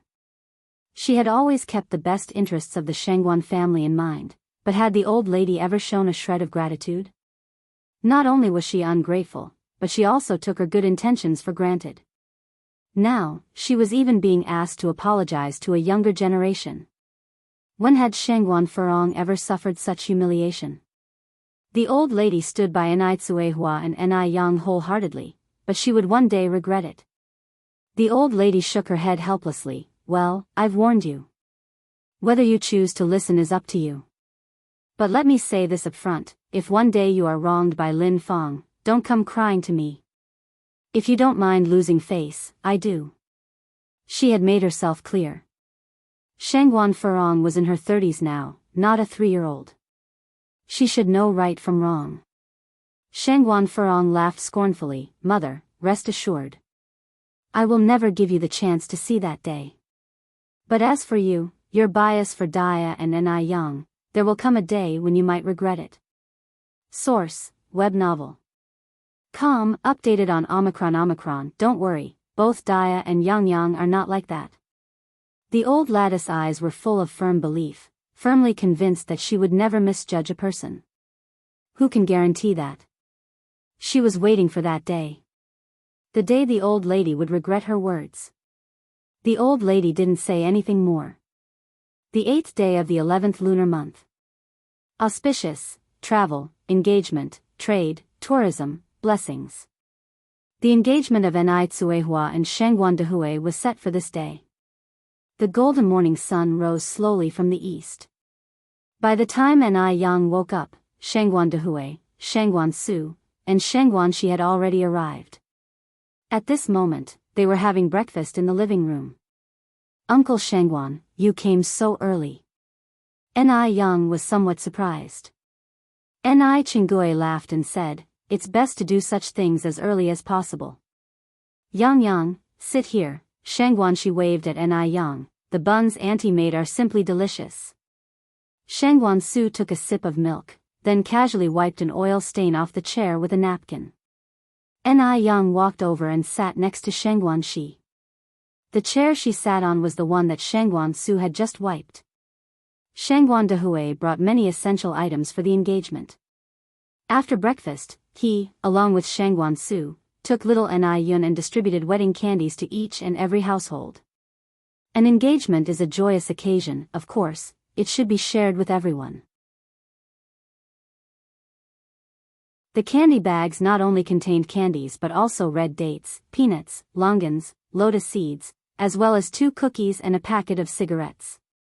At this time in the village, distributing 2 candies per household for a happy event was already considered generous. It was quite unheard of for someone like Shangguan Dehui to distribute such large quantities. Enai Yang, on the other hand, was helping Enai Tsuehua style her hair with Shangguan Shi. To be precise, Enai Yang was doing the hair styling, while Shangguan Shi was watching from the side. Enai Yang had very skillful hands, and in no time, she created a very intricate hairstyle. Shangguan Shi couldn't help but exclaim, Yang, you're amazing. I never knew hairstyles could look this good. Enai Yang could cook, could fight, and could do business. She was simply too outstanding. Shangguan Shi felt like she must have been a good person in her previous life to have such a talented sister in this life. Enai Yang laughed and said, Sister Xiaoxi, it's not that hard once you know the trick. I can teach you when we have time. Really? Enai Yang nodded. Seeing Enai Yang and Shangguan Shi getting along so well, Enai Tsuehua felt relieved. Once her hair was done, Enai Tsuehua went to change into her engagement gown. The engagement gown was brought by Shangguan Dehui, a wine-red Chinese-style dress. Enai Tsuehua had a great figure and fair skin. After putting on the dress, she looked at least 10 years younger. Elegant and dignified. She is so beautiful. Shangguan Shi gasped in awe. Although she knew Enai Tsuehua was pretty, she seemed like a completely different person after dressing up. Yang, take a picture of me and auntie. Shangguan Shi, arm in arm with Enai Tsuehua, made a scissor hand sign. Include me as well. Enai Chinggui came over. Enai Yang took the camera and snapped many pictures. Just as Enai Tsuehua came out after changing, Mo Qishan and Wu Daming walked in with gift boxes from outside. Brother Mo, Wu Daming. Yang. Mo Qishan walked over and shook hands with Enai Yang. If you find any errors, ads pop up, ads redirect, broken links, non-standard content, etc., please let us know each report so we can fix it as soon as possible.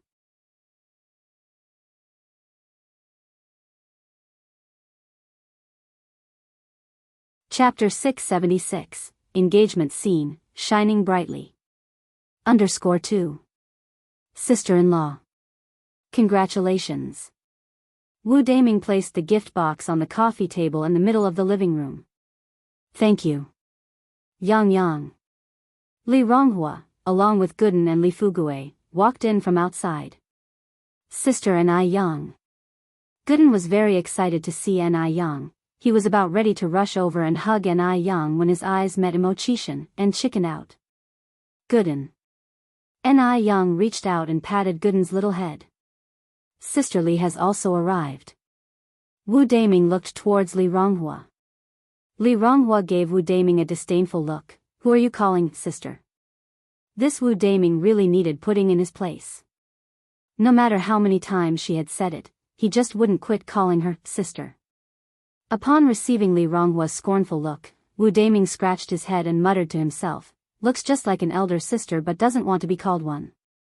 He really was the most pitiable. Ni Yang intervened, laughing, Sister Ronghua, Wu Daming, Fugue, Gooden. Let me introduce you, this is my sister Shengguan Shi. Sister Xiaoxi, this is Mo's fellow classmate Wu Daming, this is my good friend Li Ronghua, this is Gooden, Ronghua's younger brother, and this is her eldest brother Li Fugue. Shengguan Shi greeted everyone one by one. Source, web novel. Com, updated on new, of course, Yang Gobeo's family couldn't be absent from Ni Kuihua's engagement ceremony. A little later, Wang Meifeng brought Yang Changzheng and Yang Guobao over. Seeing his long-lost friends, Gooden was especially excited. By the time Shengguan Dehui and the others returned from distributing candy for good fortune, it was precisely 8:30. The engagement ceremony was to be held in Shengguan's home. Therefore, everyone got ready to go to the Shengguans. Shengguan Furong, dressed in a big red gift outfit, was busy arranging the engagement ceremony site. She had a dominating character, and wanted to decide every single matter herself. Madame Shengguan looked at the seating arrangement, a bit puzzled. Why are all the relatives on our side? Furong, where did you arrange the relatives from the Dia side? In China, nothing is more important than table etiquette.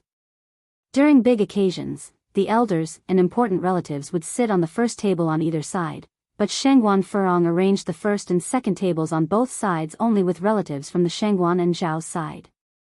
The third and fourth tables were for Ni Kuihua's relatives. Shengguan Furong said, all the relatives Dia brought are poor folks from rural areas. It's embarrassing to have them at the first table. The first table should be reserved for esteemed guests. Having a group of nobles sit with country folk would be socially unacceptable.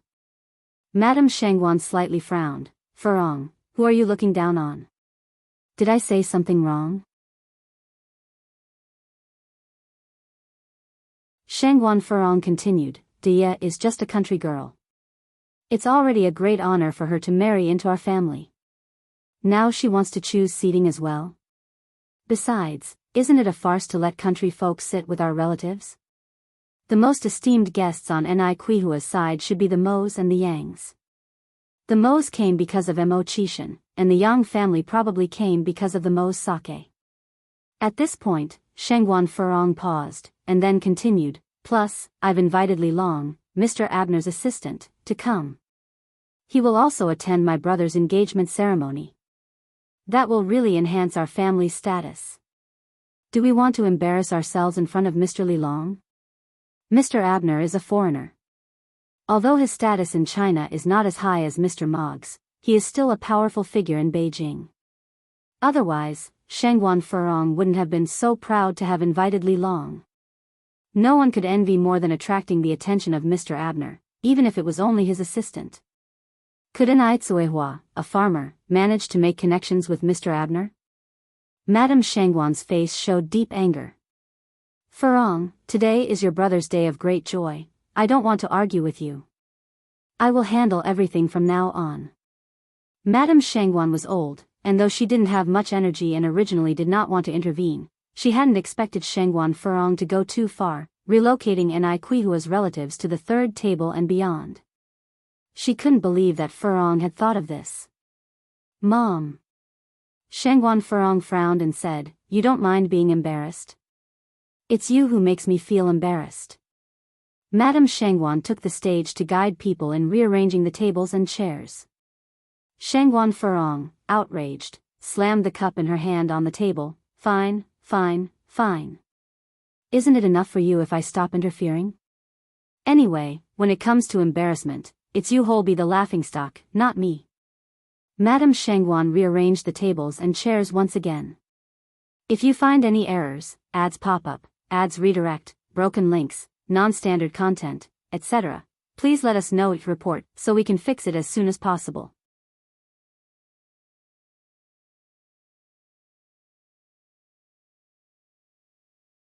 Chapter 677, Engagement Scene, Shining Brightly. _3. The male relatives were seated on the left, while the female relatives were arranged on the right. As soon as this was arranged, Shengguan Dehui arrived with Ni Cuehua. Madame Shangguan immediately greeted them. Dehui, Dia, what do you think of the arrangements here? Aunt, you arranged it very well. Thank you for your hard work, Enrich replied. No trouble at all, no trouble at all. Madame Shangguan looked towards the others behind her. Everyone, please come in and take a seat. Although Enrich didn't have many relatives in Beijing, quite a few people, both young and old, did come. The elders included Grandma Lu, old Madame Mo, and old Master Mo Li Ronghua and his two siblings, the three-member Yang Guobao family, Mo Qishan and Wu Daming, Ni Yang and little Ni Yun, and Ni Chinggui among others were present. The village chief, representing the entire population of Jinghua village, was also present. Madame Shangguan immediately invited everyone inside. Shangguan Furong watched the crowd entering with a look of disdain on her face. The Mo and Yang families were all right since they were also wealthy families in Beijing. But what about the rest of these people? Such people were also allowed to enter the door of the Shangguan residence. Source, web novel. Updated on Omicron New Omicron. Madame Shangguan must have been out of her mind.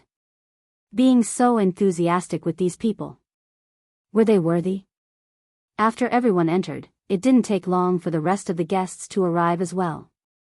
Shangguan Dehui and Enrich stood at the door greeting guests and handing out candies. Shangguan Furong was also warmly welcoming guests on the other side, a stark contrast to her behavior just a while ago. The elitist circle was aware that Shangguan Dehui had married a rural woman. So, many people attended the engagement ceremony with the mentality of enjoying the drama. Initially, they thought they'd see a crude village woman. But surprisingly, the bride-to-be was so beautiful. Enrich, tall with an enviable figure, dressed in a traditional Chinese dress that reached the ground, light makeup on her face, refined and elegant, appeared even more striking than Shangguan Furong, the legitimate heiress. Where was this village girl they were expecting? Dehui, congratulations. I wish you a harmonious life. Thank you. Having thanked them, Shangguan Dehui turned to Enrich.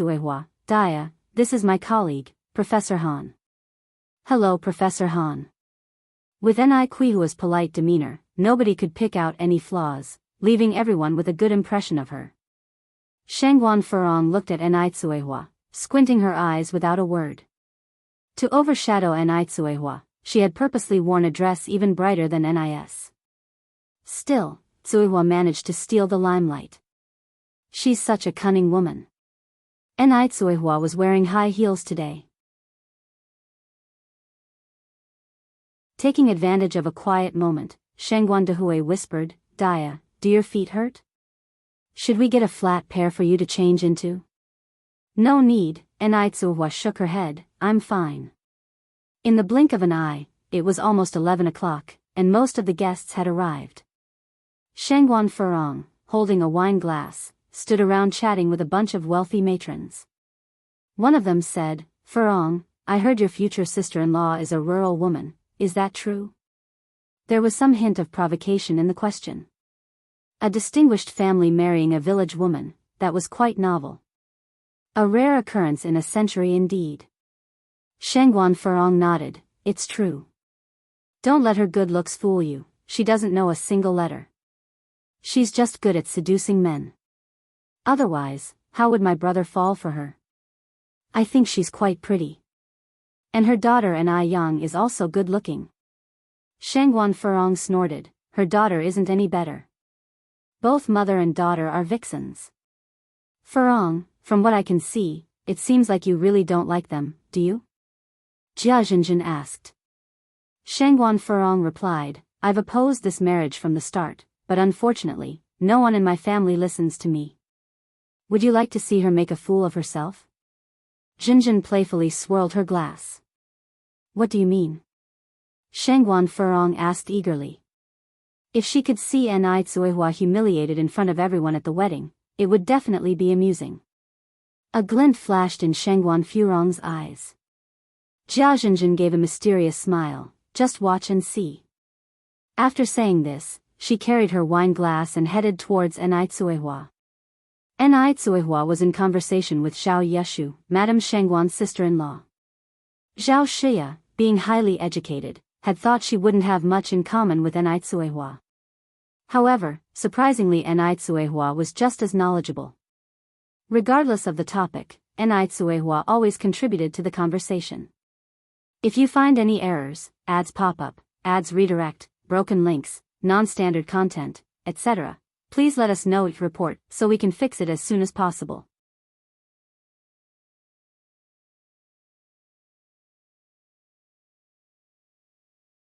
Chapter 678, Shining Brightly at the Engagement Scene. _4. This surprised her a bit. After all, the person standing in front of her was just a village woman. That's your daughter, isn't it? She's so pretty. The young man with her looks a bit familiar. Zhao Yeshu pointed at Enai Yang. Just then, Jia Zhenjin, holding a glass of red wine, barged into her. Smack! The red wine splashed directly onto Enai Tsuehua. Jia Zhenjin immediately apologized. Sorry, are you okay? I didn't do it on purpose. Please forgive me. She quickly fired off a string of fluent English. Jia Zhenjin's intent was to embarrass Enai Tsuehua. How could she embarrass Enai Tsuehua if she used the normal language? It was somewhat quiet around them as everyone looked in their direction. Shangguan Furong looked over and said to the wealthy ladies beside her, Zhenjin really knows how to handle things. Who in the elite circle doesn't know English? If Enai Tsuehua doesn't, source, web novel. Updated on Omicron New Zero, where would it leave Madame Shangguan's face? It's about time Madame Shangguan learned what is the meaning of being well-matched in social and economic status. If it had been Lin Fong today, she would have handled it calmly, never letting the Shangguan family lose face. As for Enai Tsuehua, she can only make a fool of herself. Enai Tsuehua didn't expect someone to suddenly bump into her, and even less did she expect the person would speak in English. She was stunned for a moment, then she smiled and said, "No problem, don't worry about it." She replied in fluent English as well. At this time, Enai Tsuehua was extremely thankful that she and Enai Yang had taken a trip abroad and learned English afterwards, otherwise, she would have been embarrassed today. Jia Zhenjin was dumbfounded.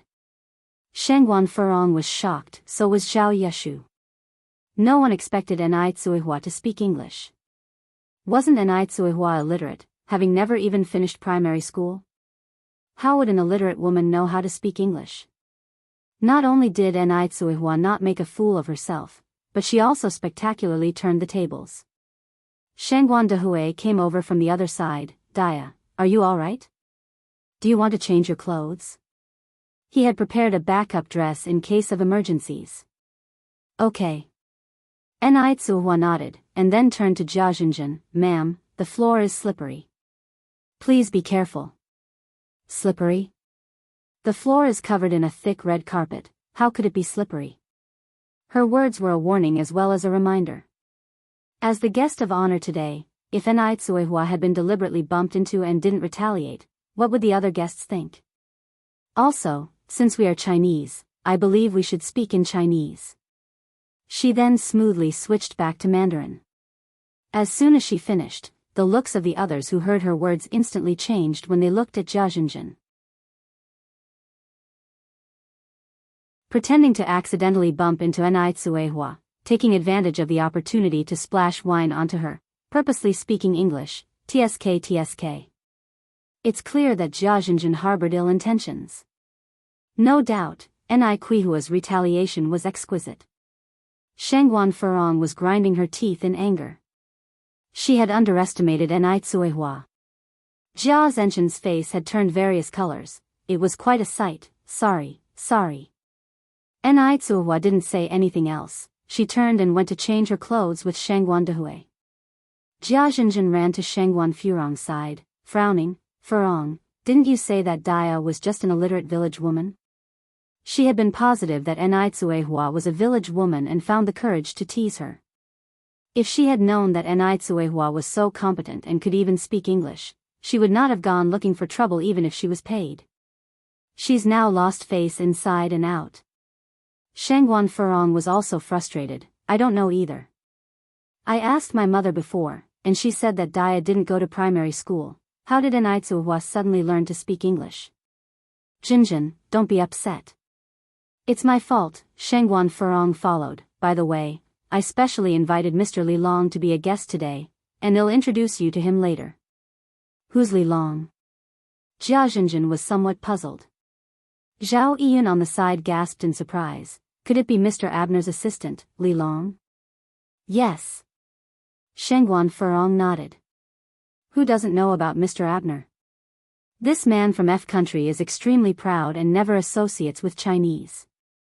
No one knew how Shengguan Furong befriended his assistant. My gosh. Furong, you're too amazing. Furong, don't play favorites. I also want to meet Mr. Abner. If you find any errors, ads pop up, ads redirect, broken links, non-standard content, etc., please let us know each report so we can fix it as soon as possible.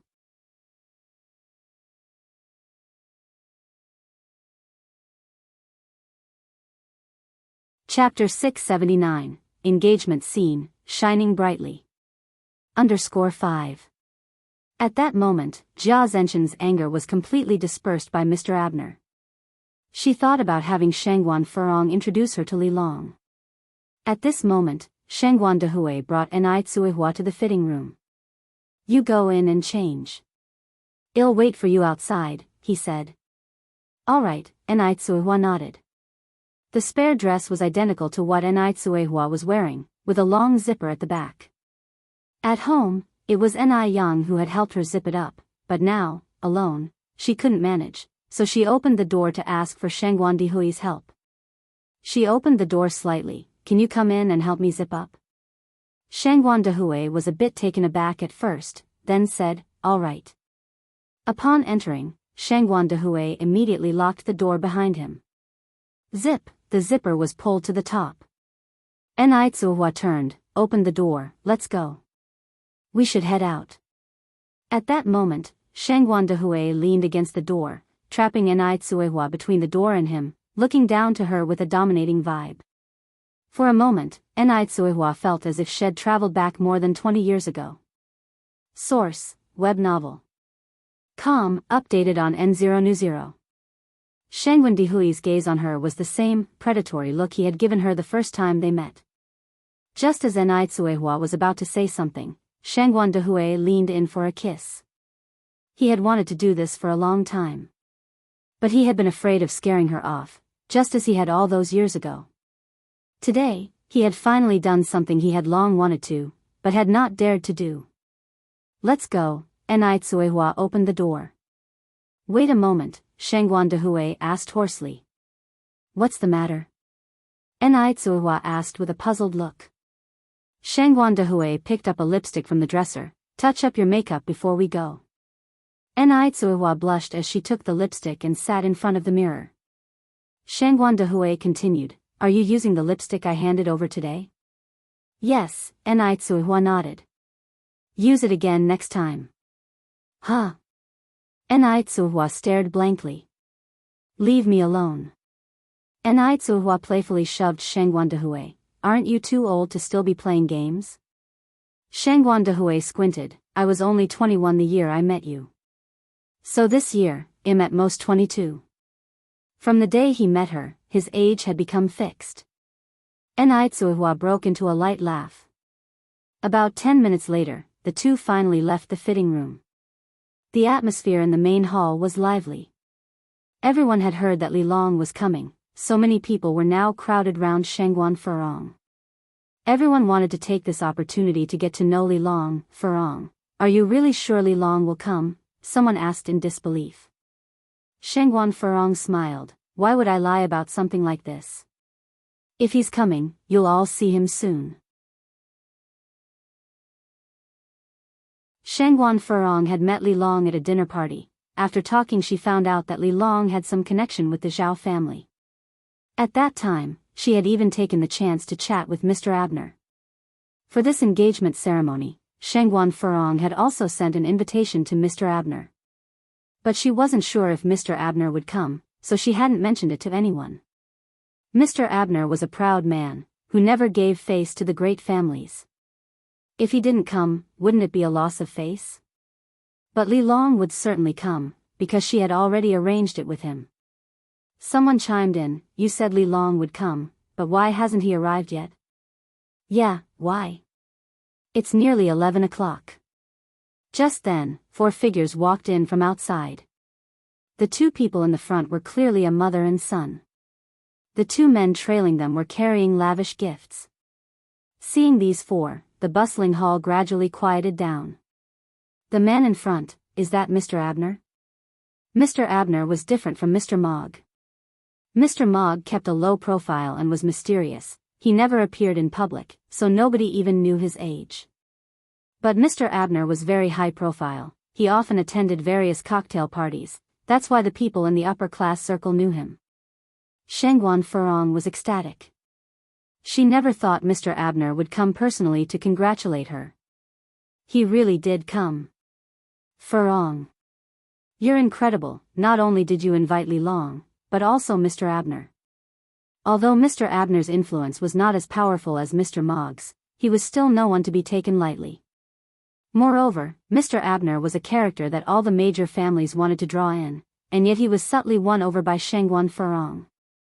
Suppressing her inner excitement, Shangguan Furong adjusted her smile, walked up to the group, and said in fluent English, Mr. Abner, you're here. Please, this way. If you find any errors, ads pop up, ads redirect, broken links, non-standard content, etc., please let us know each report so we can fix it as soon as possible.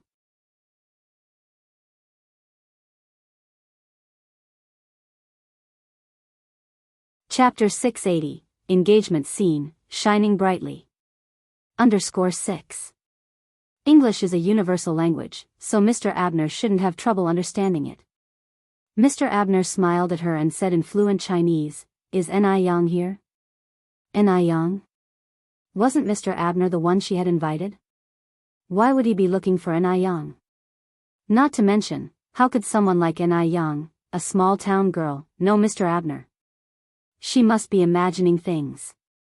Shangguan Furong smiled and said, Mr. Abner, thank you very much for accepting the invitation to attend my brother's engagement ceremony. Please come in. Mr. Abner's brows wrinkled slightly. Lady, I think you might be mistaken. I don't know you. I came to find Ni Yang. Is she here? The next second, Shangguan Furong's confident smile abruptly froze on her face. Embarrassing. So embarrassing. Everyone knew Mr. Abner had been invited by her. Now, Mr. Abner claims he doesn't know her. He even insisted he was here looking for Ni Yang. Source, web novel. Com, updated on Omicron New Zero. Hearing this, people began to whisper amongst themselves.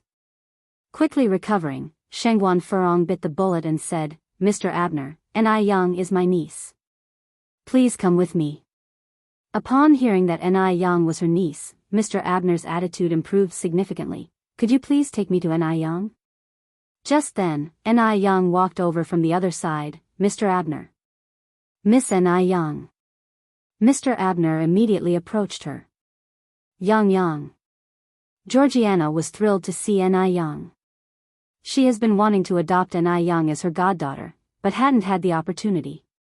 Today, however, seems like a good opportunity. Mr. Abner continued, I heard that today is a joyous day for your mother. Therefore, my mother and I have brought along some modest gifts. We hope you will accept them. The moment he finished speaking, 2 aides beside him offered the pre-prepared gifts. A valuable 1,000-year-old ginseng and precious jewelry were displayed on the red velvet. The people around were stunned. It appears that Mr. Abner has no connection with the Shangguan family. He had legitimately come for Ni Yang's sake. Ni Yang was too amazing. She actually knew Mr. Abner. People could not even get close to Mr. Abner, while Ni Yang even had Mr. Abner bringing her gifts. What a magnificent honor. Shangguan Furong's face turned pale. She was actually outperformed by a small town girl. Ni Yang took Mr. Abner to Ni Tsuehua and Shangguan Dehui. This is my uncle, and this is my mother.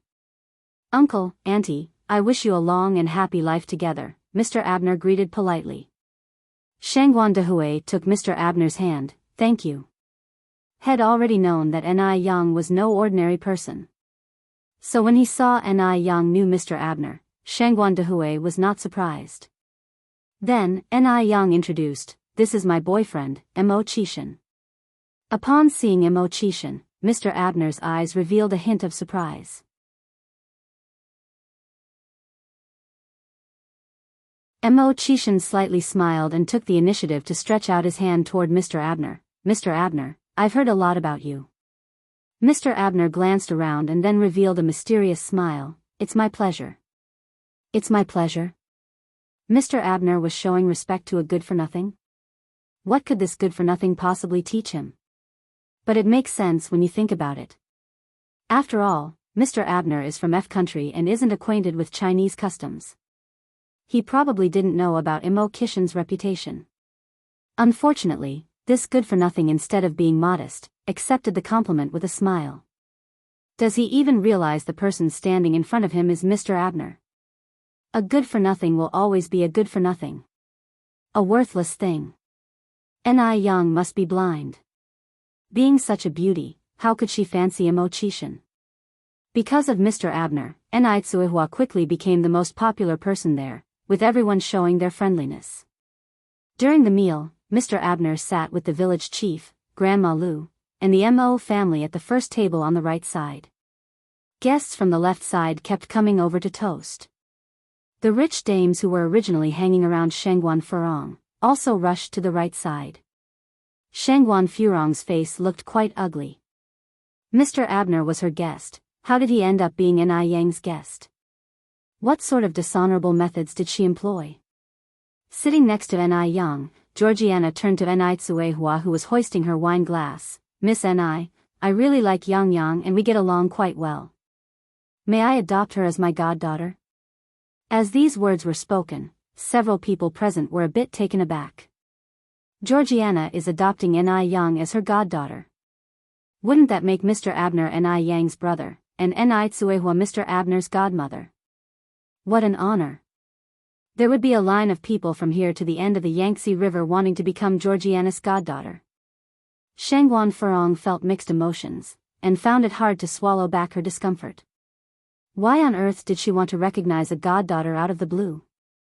If she wanted to recognize a goddaughter, shouldn't she have chosen her?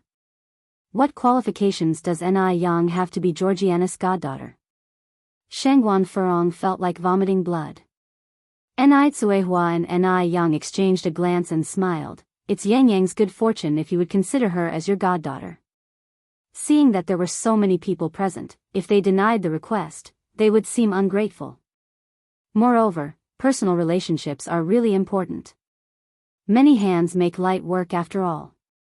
Georgiana immediately had her assistant present the prepared sapphire necklace as a token of their newfound bond. F country people adore gems. So, this was an incredibly lavish sapphire necklace. The sapphires shone dazzlingly, as mysterious and alluring as the deep sea. This necklace is a relic from the last century, very valuable. A few people present recognized the origin of the necklace, and the air was filled with gasps. It seems that Georgiana was not joking, she really considered Ni Yang as her goddaughter. Georgiana put the necklace on Ni Yang herself. It's beautiful. Ni Yang was already beautiful, but wearing the sapphire necklace, she looked even more radiant. Thank you, godmother. Ni Yang politely expressed her thanks. Georgiana extended her arms to hug Ni Tsuehua. You have a wonderful daughter. You flatter us. Who amongst those present was not envious of Ni Tsuehua? People initially thought that Ni Tsuehua, a rural woman, would embarrass herself at the engagement ceremony. Surprisingly, not only did she not embarrass herself, but she also brought great honor to herself. If you find any errors, ads pop up, ads redirect, broken links, non-standard content, etc., please let us know, report, so we can fix it as soon as possible.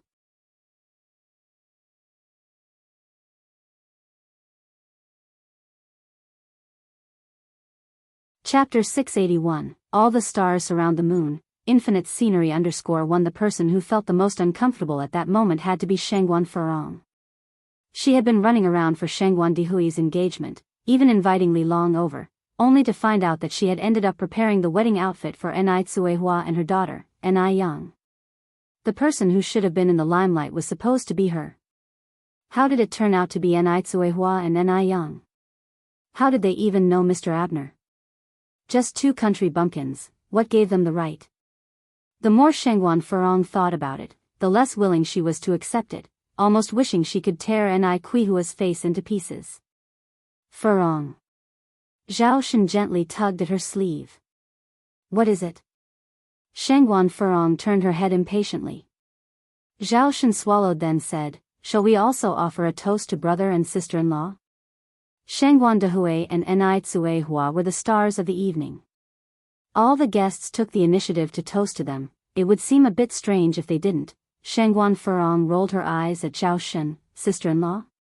The wedding hasn't even taken place yet. How is she considered a sister-in-law? I said you're stupid, and you really are stupid. Source, web novel. Com, updated on Omicron New, even if they were married, they could still get divorced. Not to mention Shangguan Dihui and Ni Tsuehua were not even married yet. But, Zhao Shen was somewhat troubled, but our mom is watching, and there are so many relatives and friends here. Furong, let's just go over there. There were so many people present, they couldn't possibly embarrass the old Shangguan madam.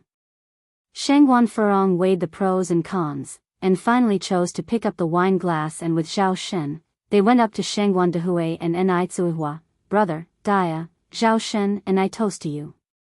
Zhao Shen stood by holding his glass. Thank you, Furong. Ni Tsuehua raised her cup and clinked it with hers. Shangguan Dihui remained silent as he held little Ni Yun with one arm, taking a sip from his drink. Shangguan Furong subtly bit her lip, knowing that Shangguan Dihui was still upset about the incident last time. But that incident wasn't her fault to begin with. Moreover, old Madame Shangguan had slapped her, and she already apologized to Ni Yang. Now, Shangguan Dihui couldn't even tell right from wrong, all for Ni Tsuehua. Does he even deserve to be a brother? Miss Ni, Mr. Shangguan, congratulations. Mr. Abner walked over from the other side with his glass in hand. Mr. Abner. Shangguan Dihui raised his glass to him. Georgia even claimed Ni Yang as her daughter. Mr. Abner giving a toast was trivial. In comparison, Mr. Abner was still a junior in front of Shangguan Dihui. Shangguan Furong squinted her eyes. She, being Shangguan Dihui's sister, would be considered as Mr. Abner's aunt. Being the elder, Mr. Abner should certainly toast to her also. As long as Mr. Abner offered her a toast, at least she could somewhat recover her lost face. Thinking like this, her heart was slightly comforted. Shangguan Furong straightened her back, waiting for Mr. Abner to toast her. However, not only did Mr. Abner not toast her, but he walked away with Shangguan Dihui instead. Apparently, the two had something to discuss. Ni Tsuehua took little Ni Yun from Shangguan Dihui and chatted with Georgia. In a conversation between two men, Shangguan Furong couldn't really have a say. She should find Georgia instead. Georgia was Mr. Abner's mother. If she managed to please Georgia, it was the same as pleasing Mr. Abner. But it seemed that Georgia was already engaged in a conversation with Ni Tsuehua. Shangguan Furong naturally wouldn't stoop so low to initiate a conversation with Ni Tsuehua. Toasting her was already giving her plenty of face. If anything, Ni Tsuehua should be the one coming over with Georgia. She was the only remaining daughter-in-law in the Shangguan family, so Ni Tsuehua should think of a way to please her. Just like Lin Fong trying to please her. Unfortunately, Ni Tsuehua didn't have the slightest comprehension of that. If Ni Tsuehua was willing to bring Georgia over tonight, she would forgive Ni Tsuehua. If Ni Tsuehua wasn't willing to take a hint, she would never forgive Ni Tsuehua in her life. Shangguan Furong squinted her eyes. She had waited for so long, but Ni Tsuehua never took the initiative to please her. Shangguan Furong was so angry that it was making her sick. She left before the engagement banquet was over without uttering a word, leaving Zhao Shen behind to clean up the mess. Old Madame Shangguan looked at Zhao Shen and said apologetically, "Zhao Shen, Furong has always been over-competitive, that must have upset you quite a few times." Zhao Shen responded with a smile, "It's fine. I know Furong is not a bad person." He had grown used to it over the years. If you find any errors, ads pop up, ads redirect, broken links, non-standard content, etc., please let us know it report so we can fix it as soon as possible.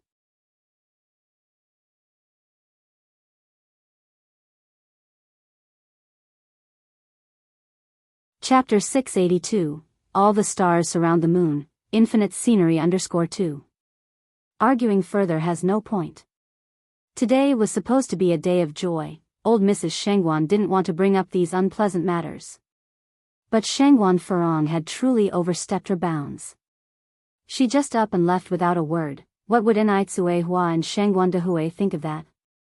Old Mrs. Shangguan continued, "Zhao Shen, there are times when a man should stand tall. Don't let her keep bullying you." Zhao Shen nodded, "Mom, I understand. Don't worry, Furong isn't that unreasonable of a person." Old Mrs. Shangguan let out a soft sigh, "I know exactly what sort of person she is. Now, I heard that Furong and Lin Fong have been getting pretty close lately." "It seems that way." Zhao Shen continued to nod. Old Mrs. Shangguan continued, "Lin Fong is a very calculating person. She acts one way from the front, and another from the back. When it comes to guile, Furong can't outplay her. I've already warned Furong, and you should also be wary of Lin Fong. Shangguan Furong is the type of person that wears her flaws on her face. She speaks her mind. If she had a bit of cunning in her, she wouldn't just up and leave without even saying hello. Whilst Lin Fong is rotten to the core, the type of person who acts like a human in front of others and a devil behind their back. These two people simply aren't on the same level. Shangguan Furong isn't a match for Lin Fong." Zhao Shen understood the implication behind old Mrs. Shangguan's words. "All right, Mom, don't worry, I'll be mindful." Source, web novel. Com, updated on new. Old Mrs. Shangguan nodded, "Good, with your words, I am reassured." In reality, Zhao Shen is a very clever person. Otherwise, the Zhao family would not have lasted as long as they have, but rather, they continue to flourish. The reason he carries no weight in Zhao family matters and always listens to Shangguan Furong is simply because he's in love with her. He truly likes Shangguan Furong. Back in the day, he paid quite a price to marry Shangguan Furong. Taking advantage of Zhao Shen's love for her, Shangguan Furong does as she pleases in the Zhao family, acting arrogantly and willfully. Even old Mrs. Zhao has to live at the mercy of her moods. Zhao Shen continued, "I'll go speak with my brother and sister-in-law now, so they won't misunderstand Furong." Old Mrs. Shangguan nodded. After the engagement ceremony ended, Ni Yang and Mo Chishan escorted Georgia and Mr. Abner to the door. Shangguan Dehui and Ni Hua were seeing off the other guests. Mo Chishan stepped forward, embodying the true gentleman as he held the car door open for them. "Please." Georgia was holding onto Ni Yang's arm. She leaned in and whispered, Yang, you have a wonderful boyfriend." It was evident from Mo Chishan's words and actions that he truly cared for Ni Yang. "Thank you." Mr. Abner looked at Mo Chishan. Yang is my mother's goddaughter, so wouldn't that make us somewhat like brothers?" Mo Chishan gave a slight nod. "It is my honor." Mr. Abner said, "Being able to call myself brother to Mr. Mo is my honor." Though others were unaware of Mo Chishan's status, Mr. Abner certainly was. 3 years ago, he had seen Mo Chishan once at a large gathering in F country. He was surrounded by a crowd, like the moon surrounded by the stars, full of glamour. Simultaneously, he was also the only Chinese person there. How could such a person possibly be a wastrel? Watching the car driving away, Ni Yang tugged on Mo Chishan's sleeve. "Brother Mo, did you and Mr. Abner know each other ahead of time?" Mo Chishan gave a slight nod. "I did meet him once a couple of years ago in F country." Ni Yang laughed. "No wonder I felt something off about the way you two were interacting at the party." Yang, are you jealous? Mo Chishan threw his arm over Ni Yang's shoulder, smiling as he asked. Ni Yang said helplessly, you're thinking too much. Mo Chishan lowered his gaze and stole a quick kiss on her cheek, as light as a dragonfly skimming the water. Ni Yang glared at him, we're in public, mind your image, careful people see. Though Beijing wasn't as conservative in 1984, public displays of affection were still a rarity, then well do it secretly in the future. Ni Yang. All these events were noticed by Shangguan Su from the second floor. Ni Yang was an exceptional person, as her older brother. He should shoulder his responsibilities and make sure she doesn't end up with some worthless man. Luckily, Mo Chishan wasn't as despicable as the rumor suggested. Shangguan Zu's eyes hardened and he took a swig of his drink. Zhao family residence. When Zhao Shen returned, Shangguan Furong had just finished her shower and stepped out of the bathroom. If you find any errors, ads pop up, ads redirect, broken links, non-standard content, etc., please let us know each report so we can fix it as soon as possible.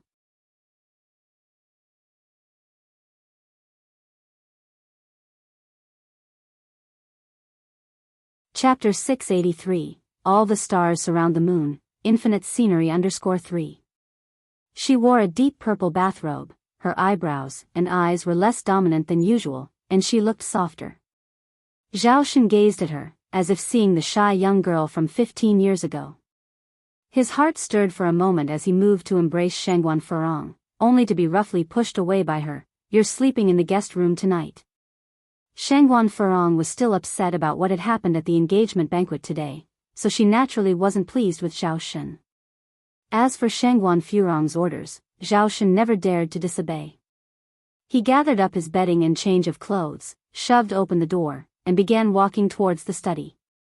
Zhao Shen just reached the living room when the old lady Zhao descended from the stairs above. Did Furong kick you out again? Zhao Shen nodded. Old lady Zhao heaved a sigh. How many times has it been this month? Mom, I'm fine. Zhao Shen continued, I'm going to bed, you should also go to sleep early. Watching Zhao Shen walk towards the study, old lady Zhao furrowed her brow deeply.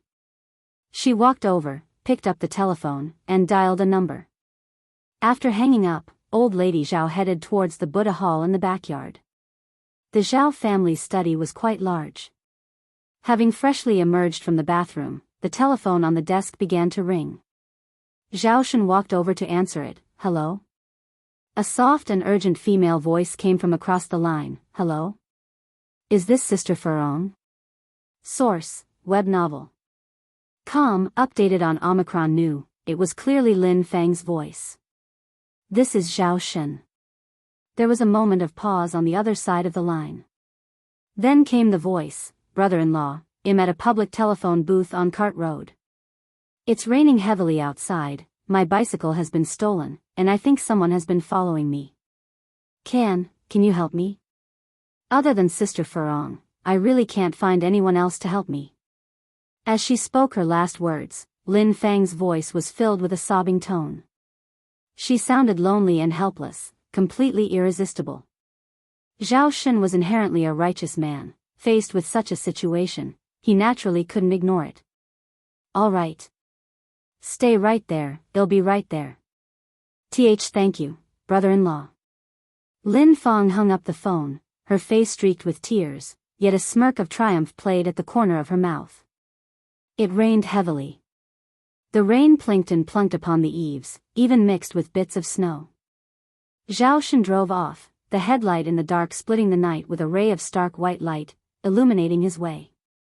Hearing the engine of the car, old lady Zhao, who was seated in the Buddha hall, knocked on her bead bracelet, then suddenly put down her hammer, stood up, and lit a stick of incense that she placed in the censer. Amitabha. Old lady Zhao joined her hands together and devoutly bowed her head. Meanwhile, Shangguan Furong had fallen into a deep sleep.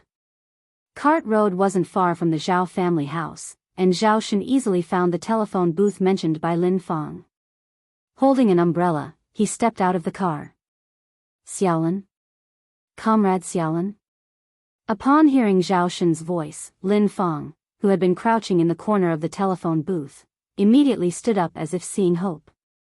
She ran over to Zhao Shen and threw her arms around him, breaking into uncontrollable sobs.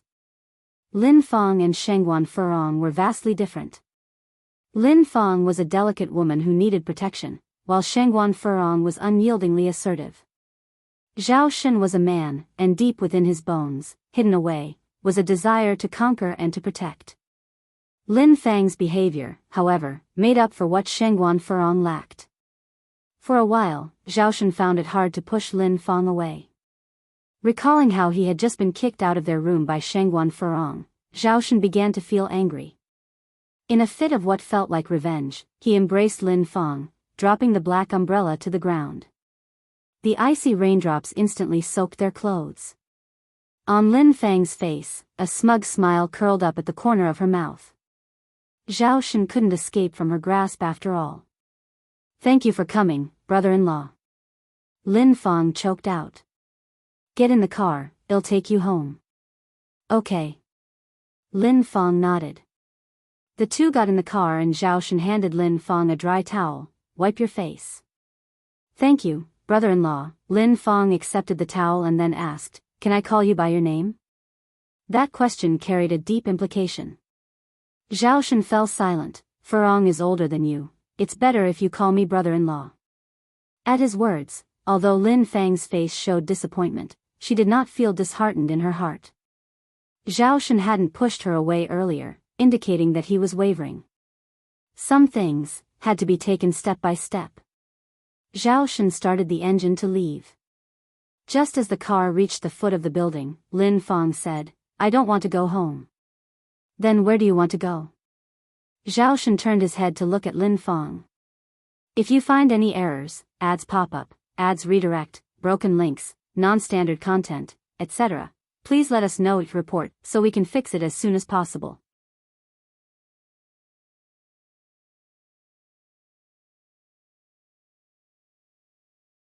Chapter 684, All the Stars Surround the Moon, Infinite Scenery _4.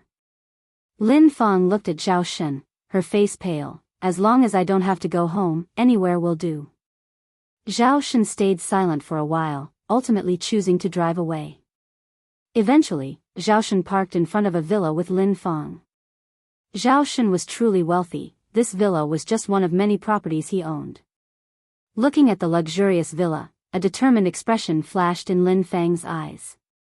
Zhao Shen led Lin Feng inside, where a servant immediately greeted them, "Mr. Zhao." Zhao Shen nodded in acknowledgement. The servant looked up and was taken aback to see that the person accompanying Mr. Zhao this time was not Mrs. Zhao. Despite her surprise, the servant didn't show it. She was just a servant, her job was to perform her duties properly. Zhao Shen took Lin Feng to the master bedroom on the 3rd floor. "If you don't want to go home, you can stay here for the night. There are clothes in the closet, but they are all in Furong size. If you don't mind, feel free to change into one." Lin Feng didn't say a word, her eyes cast down. She wanted to take a gamble. Just as Zhao Shen was about to turn and leave, she suddenly stood up and hugged Zhao Shen. "Zhao Shen, I don't want to stay here temporarily, I want to live here forever. Also, I want the wardrobe to be filled with our clothes." Zhao Shen stiffened. After a long pause, he gently unclenched Lin Feng's hands. "I'm sorry, we can't do this. I only love Furong." "It's all right. I don't mind who you love, as long as you know I love you," Lin Feng said. "As long as you're willing to be with me, I don't mind being nameless." Wuxia World. Sight Wuxia World. Sight Lin Feng's love was humble.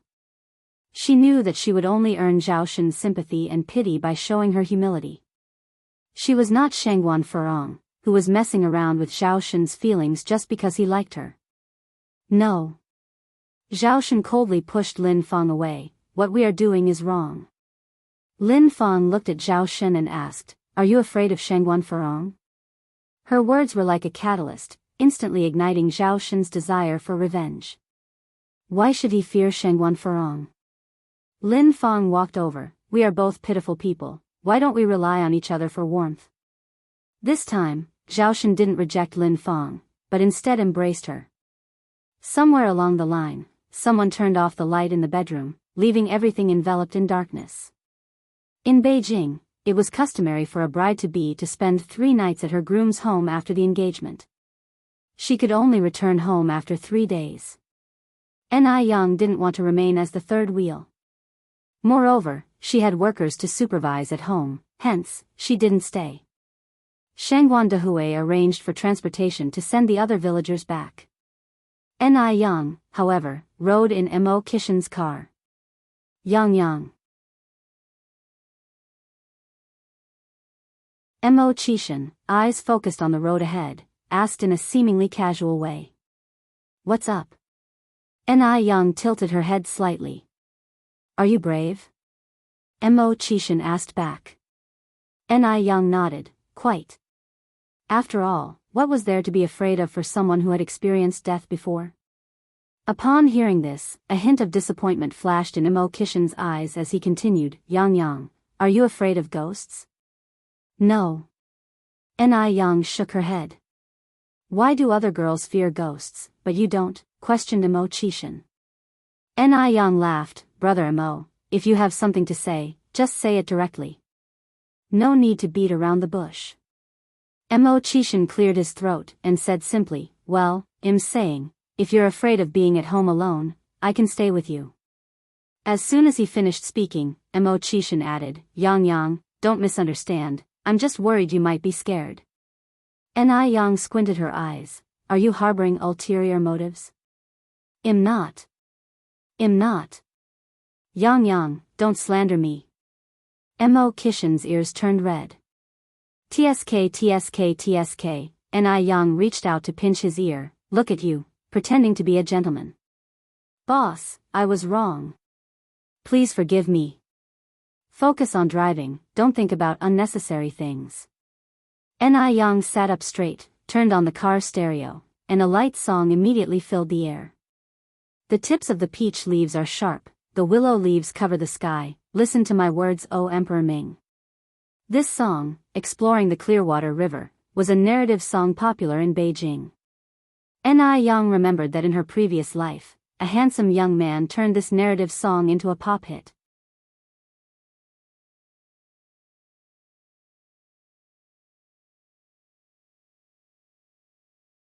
Chapter 685, All the Stars Surround the Moon, Infinite Scenery _5. At this moment in the 80s, hearing this ancient song again gave a sense of being transported through time and space. Ni Young hummed along to it as she listened. Her voice was clear and melodious. When she hummed a tune, it carried an indescribable charm, like a gentle breeze in April, cleansing souls and refreshing minds. Mo Qishan glanced her way, a faint smile playing at the corner of his mouth. Even though he had slowed down, they quickly arrived at Jinghua village. Ni Young got out of the car. Mo Qishan accompanied her to the entrance of the Ni family courtyard. Yang, remember to be safe when you're alone at home at night. Don't open the door to strangers, he cautioned. Ni Young laughed and said, Isn't Aunt Ni next door? Don't worry, it'll be fine. Mo Qishan hugged her. His eyes spoke of his reluctance to leave. Ni Young returned his hug and said, Brother Mo, to be honest, I'm quite scared. Why don't you stay and protect me? Even though society was conservative concerning male-female relationships, inviting a man to stay for the night was quite daring. But Ni Young trusted Mo Qishan. Despite sometimes being mischievous, Mo Qishan was an uncommonly honorable man. Really? Mo Qishan's eyes lit up. Wuxia world. Sight, really? Ni Young nodded. They both went inside the house together. Ni Young prepared the next room for him. Brother Mo, you can stay here tonight. There's a bathroom in the room. Okay. Mo Qishan nodded in agreement. That night, Mo Qishan had the most restful sleep ever. The next morning, Mo Qishan was up before dawn. Since Ni Tsuihua was not home, he would take up the responsibility of caring for Ni Young. He wanted to prepare a surprise for Ni Young. Mo Qishan quietly went downstairs to the kitchen, rolled up his sleeves, and prepared to make breakfast. The kitchen of the Ni family was designed by Ni Young. On one side, there was a simple, Western-style gas stove. On the other side, there was a traditional Chinese stove for burning firewood. Under normal circumstances, both Ni Yang and Ni Tsuihua used the traditional stove, as food cooked over a wood fire was much tastier than that cooked on a gas stove. After a bit of thought, Mo Qishan decided to use the traditional stove. Mo Qishan had not known how to cook before. He had never even been inside a kitchen. However, after spending so much time with Ni Yang and often being her assistant, he gradually learned to cook. Mo Qishan opened the refrigerator. There was pork, tomatoes, leeks, greens and other ingredients inside. So, he decided to make pork and chive-filled dumplings for breakfast and tomato and vegetable noodles. From what he observed, Ni Yang loved noodles. Like Ni Yang, Mo Qishan was a man of action and started cooking immediately. Packing dumplings was not difficult, Ni Yang had taught him before.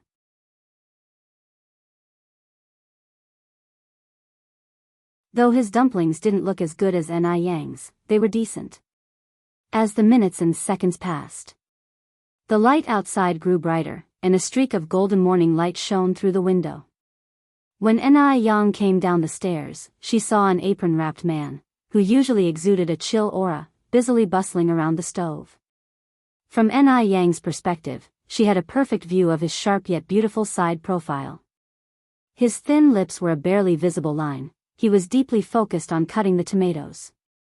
His hands were very beautiful, clean, tidy, the joints well-defined, symmetrical and long. He was merely cutting tomatoes, but he did it with the authority of a powerful ruler. He who excels in study can follow an official career. He who excels in martial arts can become a guard. Ni Yang found this phrase fitting for Mo Qishan. Brother Mo. Ni Yang went to Mo Qishan's side. Yang. Mo Qishan looked surprised. How did you wake up so early? The food won't be ready for a while. Ni Yang laughed. Maybe I should take over. Cooking isn't really a man's job. Gender equality has long been recognized. Who said that the kitchen necessarily belonged to girls? Mo Qishan continued, Boss, your thinking is not advanced enough. Mo Qishan used to believe that a kitchen was not a place for a man. A man should be ambitious and can't allow himself to be confined to the kitchen. But ever since he met Ni Yang, let alone cooking in the kitchen, even if he had to scrub clothes or clean the toilet, he had not a single complaint. Ni Yang laughed lightly, all right, your thinking is advanced. Anyway, what's for breakfast? There are steamed dumplings, and tomato noodles. Mo Qishan continued, is there anything special you want to eat? I can make it for you.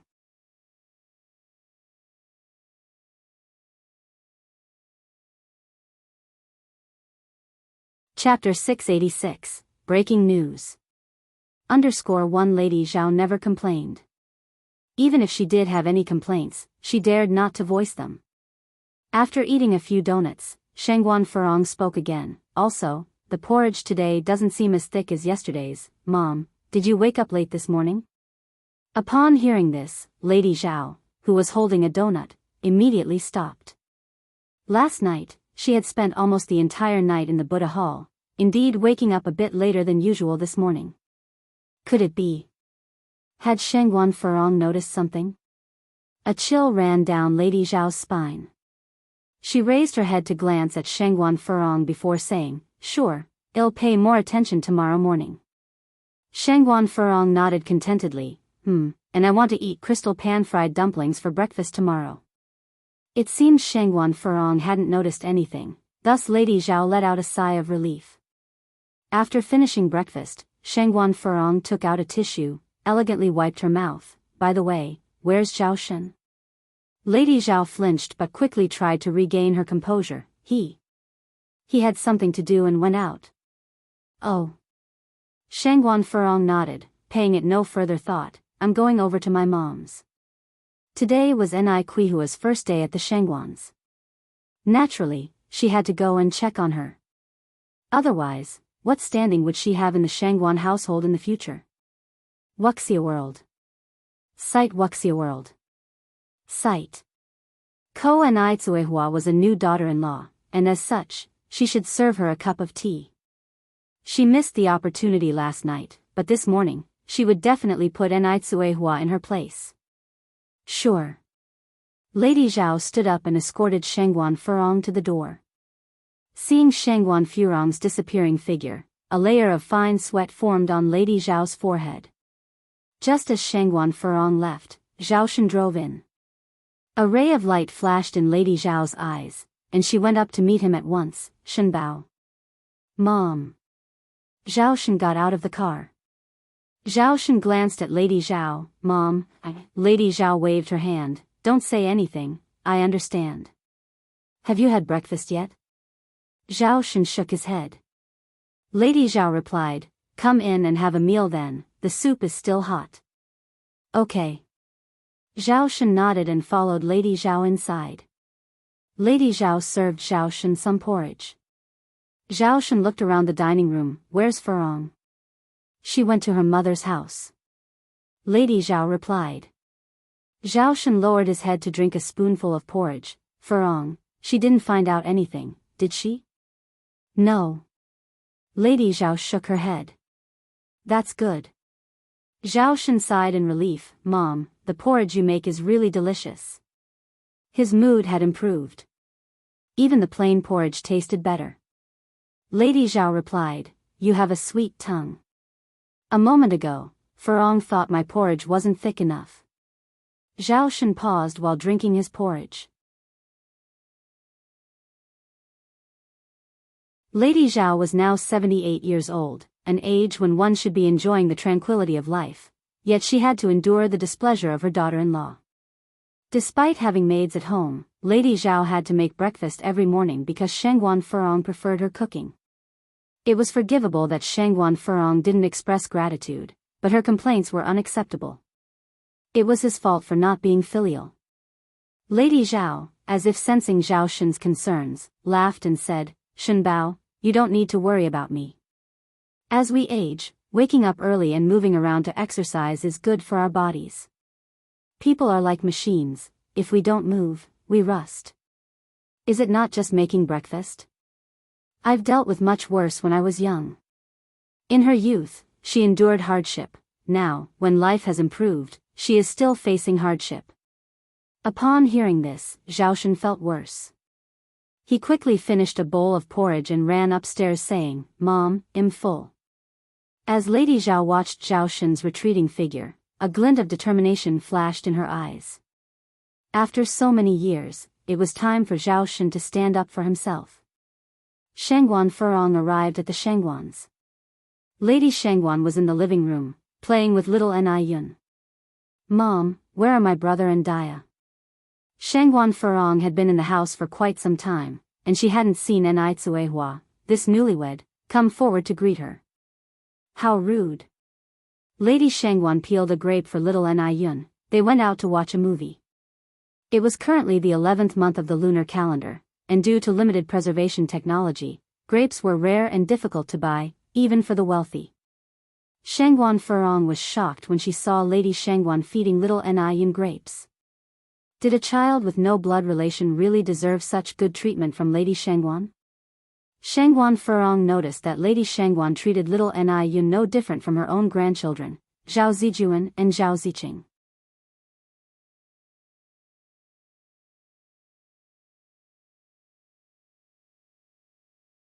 Chapter 687, Breaking News. _2. But Zhao Zijuan and Zhao Ziqing are her own great-grandchildren. Can they be compared? Lady Shangguan really can't seem to prioritize. They went to watch a movie and left you alone at home to take care of the child? Yes. Lady Shangguan nodded. Our little Yun Yun is so well-behaved and obedient. Yun Yun, call Auntie. Auntie, little Ni Yun crisply called. Shangguan Furong ignored little Ni Yun and continued, Why? Why do they go out to have fun and leave you alone at home to take care of the child? A child that has no blood relation with the Shangguan family. Shangguan Furong is now filled with anger. Because I like to, I really, really like little Yun Yun. Lady Shangguan picked up little Ni Yun and decided to ignore Shangguan Furong. She really loved little Ni Yun a lot. Usually, Shangguan Dehui rarely came home, and Shangguan Su and Shangguan Shi only returned on holidays.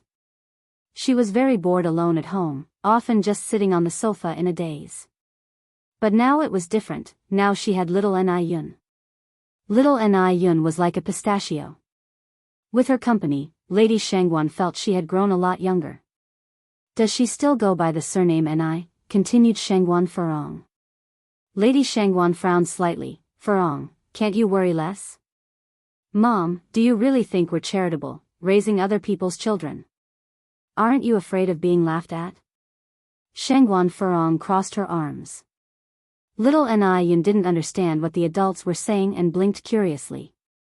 Lady Shangguan hugged little Ni Yun tightly. Yun Yun, do you want to swing and slide in the back garden with Grandma? So that little Ni Yun could have more fun, Lady Shangguan had splurged to bring in a slide from another town. Sure. Little Ni Yun nodded. Lady Shangguan didn't bother with Shangguan Furong anymore. She took little Ni Yun to the back garden. Shangguan Furong watched Lady Shangguan's retreating figure, shook her head helplessly, and went to the master bedroom on the second floor. This was the room where Shangguan Dehui and Ni Tsuehua stayed last night. Shangguan Furong pushed open the door. The room was arranged very warmly, with a red scarf hanging on the coat rack. Shangguan Furong pushed open the bathroom door. A row of skincare products was set on the wash basin, all of which were the supreme edition of Icy Skin Jade. Without thinking, she knew that these skincare products belonged to Ni Tsuehua. With Ni Kuihua's status as a country woman, did she deserve such high-quality things? Shangguan Furong frowned, picked up a bottle of essence milk, and sniffed it. The supreme edition seemed to smell much better than the regular edition. Ni Tsuehua was just a peasant woman. Where did she get the money to buy Icy Skin Jade? Without having to think, she knew these cosmetics must have been given to her by Shangguan Dehui. Stealing was not Shangguan Furong's style. But using it shouldn't be a problem, right? After all, this was bought with the Shangguan family's money. Shangguan Furong turned on the faucet and washed her face carefully with face wash, followed by lotion and essential oils. She didn't know if it was just her imagination, but she felt this supreme edition was much better than the regular edition. She didn't even get to buy such a good thing. How come Ni Tsuehua got to benefit? Shangguan Furong looked at herself in the mirror and frowned slightly. By now, she had forgotten that Ni Tsuehua once gave her a box of the supreme edition Icy Skin Jade. She didn't cherish it and even questioned it as a fake, which embarrassed Ni Tsuehua. Shangguan Furong then opened the door of the neighboring cabinet. This cabinet was filled with perfumes and shampoos. But more importantly, Shangguan Furong found another box of extra supreme edition Icy Skin Jade. People queue up and couldn't buy it, but Ni Tsuehua had one for herself and another one to spare. Was this set of Icy Skin Jade meant to please her? Shangguan Furong narrowed her eyes and reached out to take the gift box. It took her a while before she put the gift box back. Even if Ni Tsuehua wanted to please her, she wouldn't accept Ni Tsuehua so easily. Unless Ni Tsuehua was willing to willingly change Ni Yang's and Ni Yun's surnames to Shangguan. Otherwise, she would never accept Ni Tsuehua. Shangguan Furong looked around the room for a while, then went downstairs. Furong, what were you doing upstairs? Asked Lady Shangguan, hugging little Ni Yun as she came in from outside. Shangguan Furong said, Mom, what a strange question. This is my home. Isn't there anywhere I'm not allowed to go? You're tuning into the Dreamy Love Stories YouTube channel. Don't forget to subscribe and join us on this journey to catch the most captivating stories.